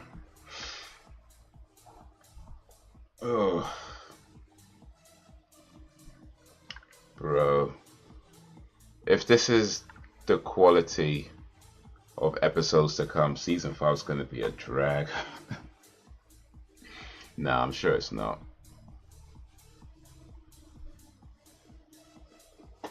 I'm sure it's, hopefully it's not.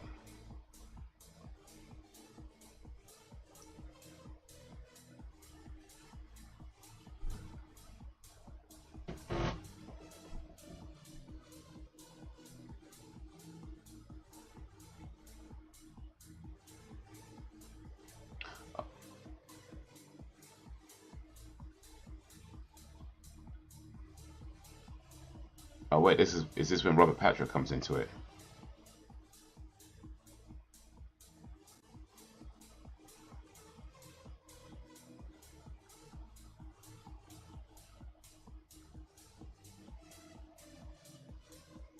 Oh, that's how they're ending it. All that boringness just to get there. Okay, fair play, fair play. But I think I remember like Robert. I mean, I do remember Robert Patrick being in it for a little while. So I'm guessing maybe that's what happens. But I won't read the blurb because that might be an accidental spoiler. So.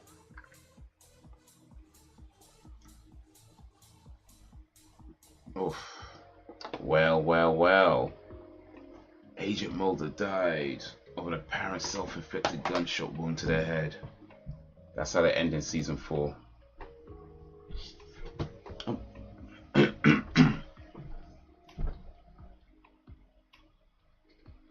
It was back in the day. I wanted to, but I never did. I gotta check out. Shields was really good actually. I watched that. That was a really good show. Michael Chiklis, Walton Goggins was in it as well. We watched House of a Thousand Corpses yesterday with Walton Goggins as one of the sheriffs. Yeah, he's in The Shield.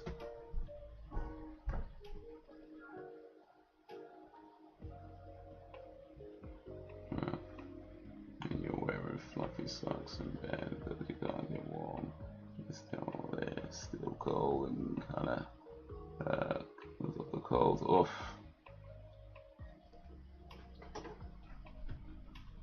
You know what? I find helps with that. Assuming you haven't tried this already. Cream, like get some moisturizer cream, put it on your feet, and then put your socks back on. I find that helps.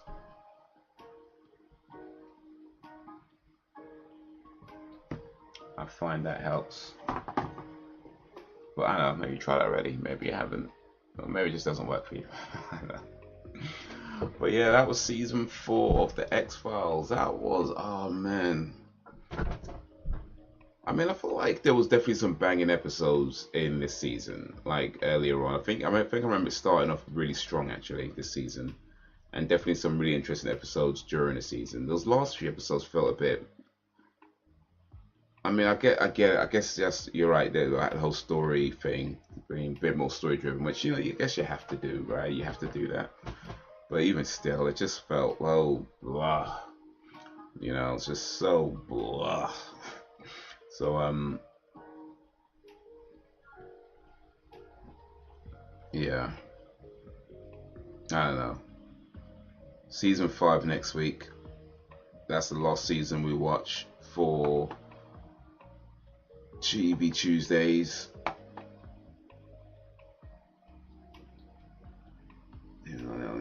What's that called?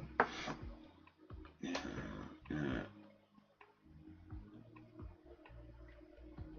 Yeah, I just think the cream. I don't know. I don't know the science behind it, but I think the cream kind of helps it feel a little bit warmer.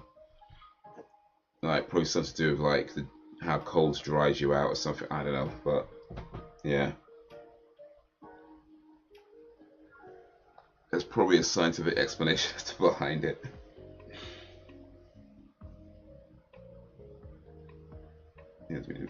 Yeah. I don't know, maybe if I was watching these at a time that wasn't as late, I might be a bit more into it. But it's definitely ended quite strong though. The last few words, oh, Mulder died. That's a pretty strong way to end the season.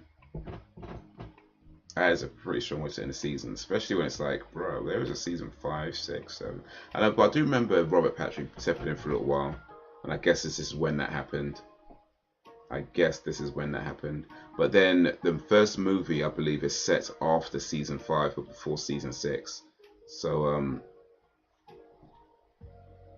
they'll probably do something in the movie that explains why he comes back. You know, apart from needing the money and that whole thing.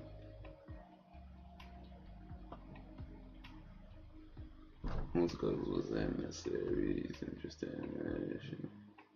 Making the film, House of House Corsair and WJ for something says go on back and make it in the 70s. Yeah, a fever would be the technical term.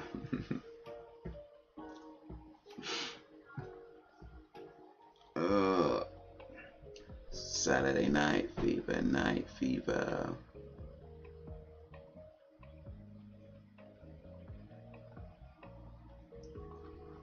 We all have to do it. Whoa.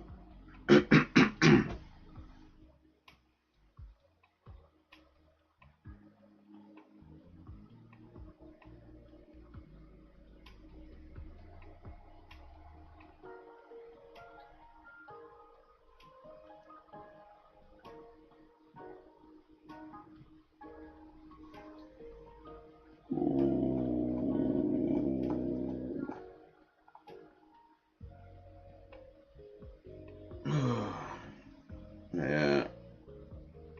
Next live stream should be on Thursday. Playing some video games. Finally getting back to Breath of the Wild. It's been a while, man, since I played that. I think for a couple of weeks. Trying to get to that damn temple. Still ain't got done that yet.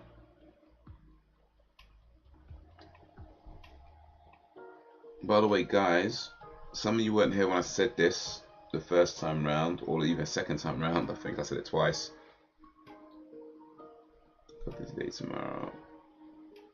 Gotta suck it up. Oof, I hear that. What's happening tomorrow? If you don't mind saying, if you'd rather not, it's cool. But yeah, one of my plans for next year is to wake up one of my channels that's been in a coma for the past at least 2 years, maybe even a year and a half, maybe 2 years. I'm trying to wake it up out of its coma and revamp it and revitalize it into something maybe not completely new, but yeah, still pretty new. But I want to try and do that maybe January, February. In the meantime, just try and plan things out, get ready, make sure I can do it in a sustainable way. But yeah, I got some plans for 2024, man. I got some plans for 2024. I want to travel to Europe. Well, I live in Europe. I want to travel to mainland Europe and visit at least 2 countries, but I may even do 3. We'll see. I want to walk at least 50,000 steps in one day. Do the new YouTube channel. I want to do that. And I want to go bungee jumping. That's one of my plans for next year, to go bungee jumping. I've never been bungee jumping ever, and I would like to go. So yeah, that's one of my plans. That's some of my plans for 2024. You got this. Appreciate it, Dan.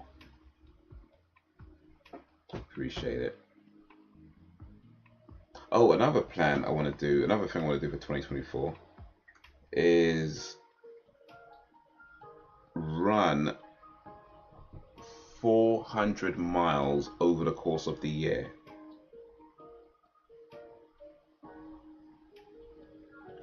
Which is kind of a stretch goal. It's the equivalent of... Actually, what is that actually? Let me see.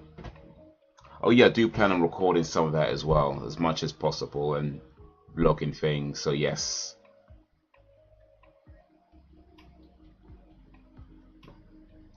So 400 miles over the course of the year is the equivalent of 7.7 miles per week.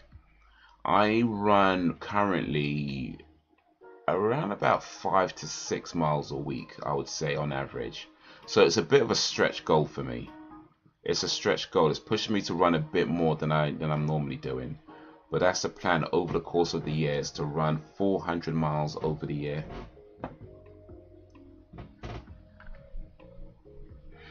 I want to go skydiving as well, but here's the thing, Brex. I think I've said this before, that you're saying you want to do it whenever, but you can't say whenever. You need to pick a day. You need to pick a day and, you know, plan towards it, because anytime you just say whenever, it's not going to happen. You know, like we're talking the other day about a tattoo. You're saying that you wanted to get a tattoo. It's been 10 years, bro. You know, it's been 10 years. It's like, if you gotta plan it out. You gotta plan it out. You gotta pick a day. You know, call up the skydiving company, find out how much these things cost, or what you need to do, and make the plans to do it. Because to go skydiving, here's what I do know: you can't just turn up and go skydiving. It doesn't work like that. I mean, it's something that I do want to do myself. So I looked a little bit into this. But yeah, there's a whole training behind it. You don't just go skydiving. There's a whole training behind it. Even if you do tandem skydiving, you need to go on some training. And you can do ones where they'll train you up within a day. I could do like an intense training course within a day. You could do that. But yeah, you can't just turn up, you know, and have it won't happen. And if you want to do solo skydiving, then you do a lot of training for that. Like, again, you can't just turn up. So yeah, pick a day, plan it out, call the skydiving company. Don't just say whenever, you know. Nah, that's not good enough, bro. That's not good enough. You don't just say whenever. It's plan it out, find out what you need to find out, and then make the plans. Decide, do, you know. There's no whenever. It's decide, do it, and do it. Because whenever means that 10 years from now, you're still going to be going, oh yeah, I'm going to do it one day. Just like the tattoo.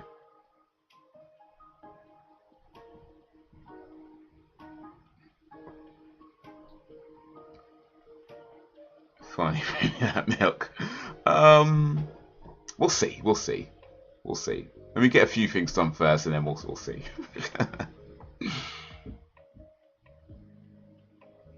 Done 420 kilometers. Started 29th September and ended 6th November. So I'm sure you can get it done. Yeah, I mean, I feel like when you set yourself goals, it's important to set goals that stretch you, right? But at the same time, aren't so daunting. So, for example, that's how I probably do around 5-6 miles a week currently, right, give or take.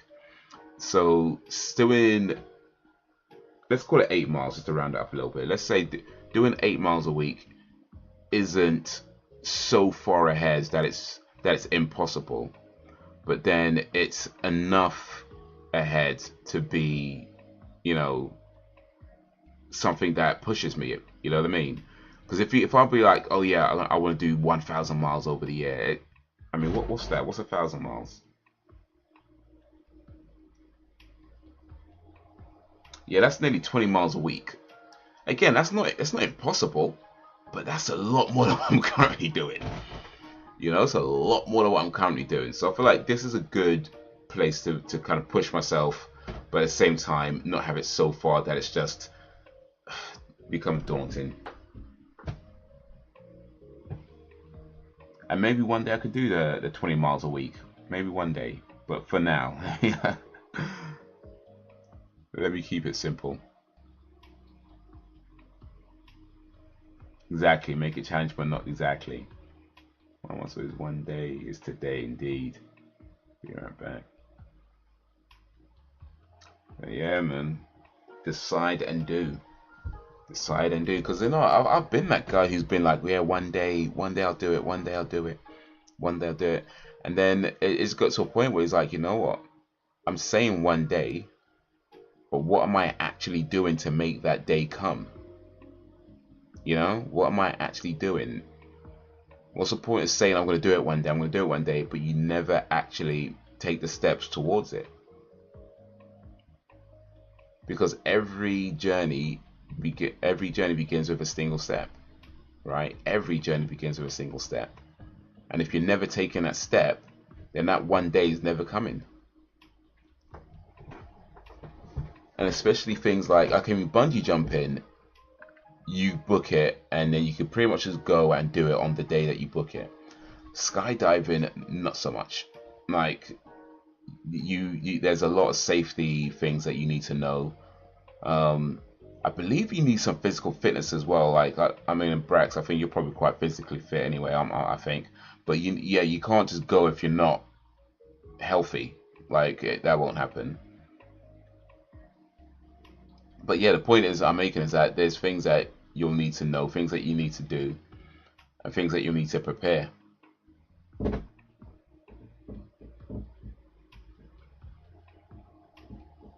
On tribal, barbed wire tap, and an agent tap.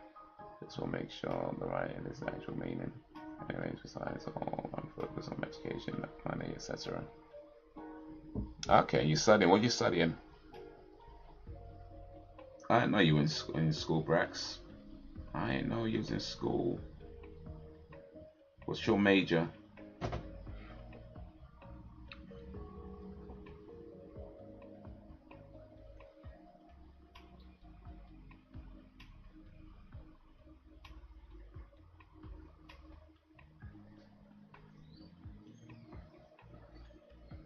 But yeah, man, gotta keep learning.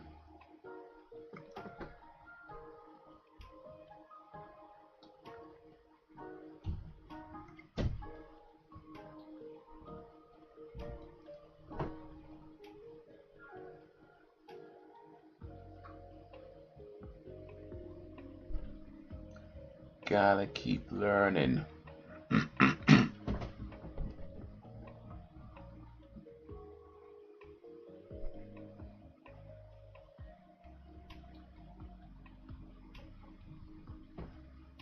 Guess who's back? Back again.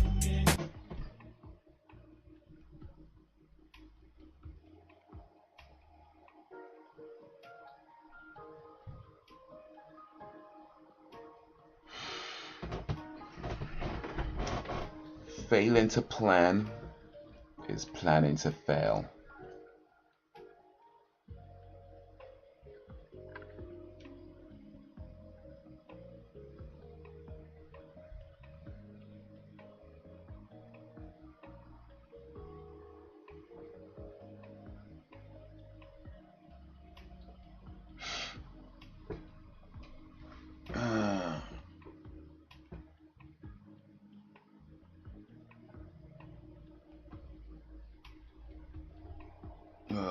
Yeah. It is 18 minutes past 11. Oof.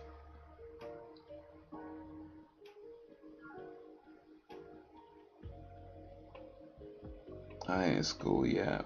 Gotta get my GED so I can enroll. Main. The one in degree is graphic design, graphic arts, or whatever, though I'm not that good. Bruh. I'm gonna keep it real with you, Brax. If you're focused on something and then you're not even doing it, you're not focused on it. Like you said you're focused on your education, but then you're not in school because you still need to. Dude, there's a point where you're gonna have to say to yourself, if this is something that you want to do, then you do it. But if you're not in school, you're gonna do community college first, then transfer to 4-year college, or online as part of my student, or as a part-time student. Well, yeah, you could do online courses now. Like, you don't need to wait for that. You can do online schooling now, just like sign up and they send you out all you need to send out, or all you need to do. You just need to be focused on completing the material, because you'll be on your own a lot of the time. I mean, you can ask for help and get help, but you'd be on your own a lot of the time with online. I did an online course through Open University some years ago, so I had a little experience with online correspondence. It's a good way of learning things in a time that suits you, but yeah, you do need to be dedicated to it, because you are on your own a lot of the time.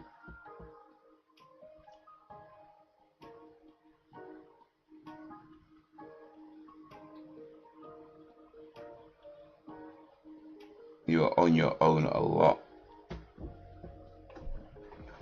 But the first things first, man, you just gotta make that step. Like, you gotta make that initial step, because I promise you right now, there's nothing stopping you from making your first step. Nothing. If it's something that you genuinely want to do, there's nothing stopping you from making that first step.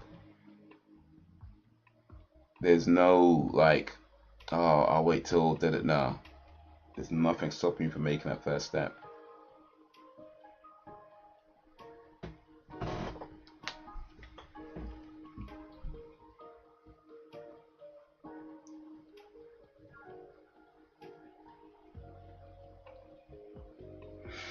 Yeah, it is late. It is 20 past 11. So I'm gonna go relieve myself. I think I might put just a tiny little bit of food in my belly. We'll see. Maybe just a little bit, not too much. Just a little bit. I haven't reached 2,500 calories yet, so I ain't got long to go though.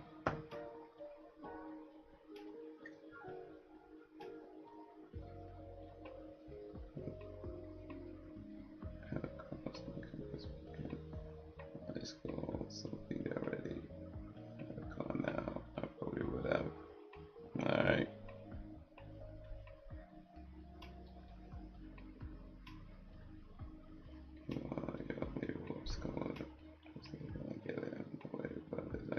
Indeed, indeed. If you don't have a car, I'm sure they have buses. So, bicycle, walk. You know what I mean? That's it. If it's something you want to do, you'll find a way.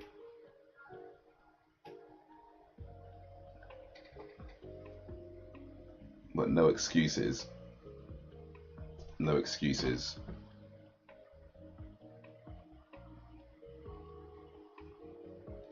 In due time. Of course. Of course. Whenever, right? Whenever. Anyway, yeah, it's late. I'm tired. So guys, yeah, next live stream should be on Thursday, 8 p.m. GMT. If you could join me for that, that'd be awesome. It'll be boring. Well, it is late. It's late here. I don't know what time it is over there. I guess it's like, that's not late in America. Dude, come on, man. You're a young man. But yeah, it's late here. It's late for me anyway. So guys, you've been awesome as always. I appreciate you and all that you do. Thank you for keeping me company. Thank you for keeping it lively. And until whenever, if ever, peace.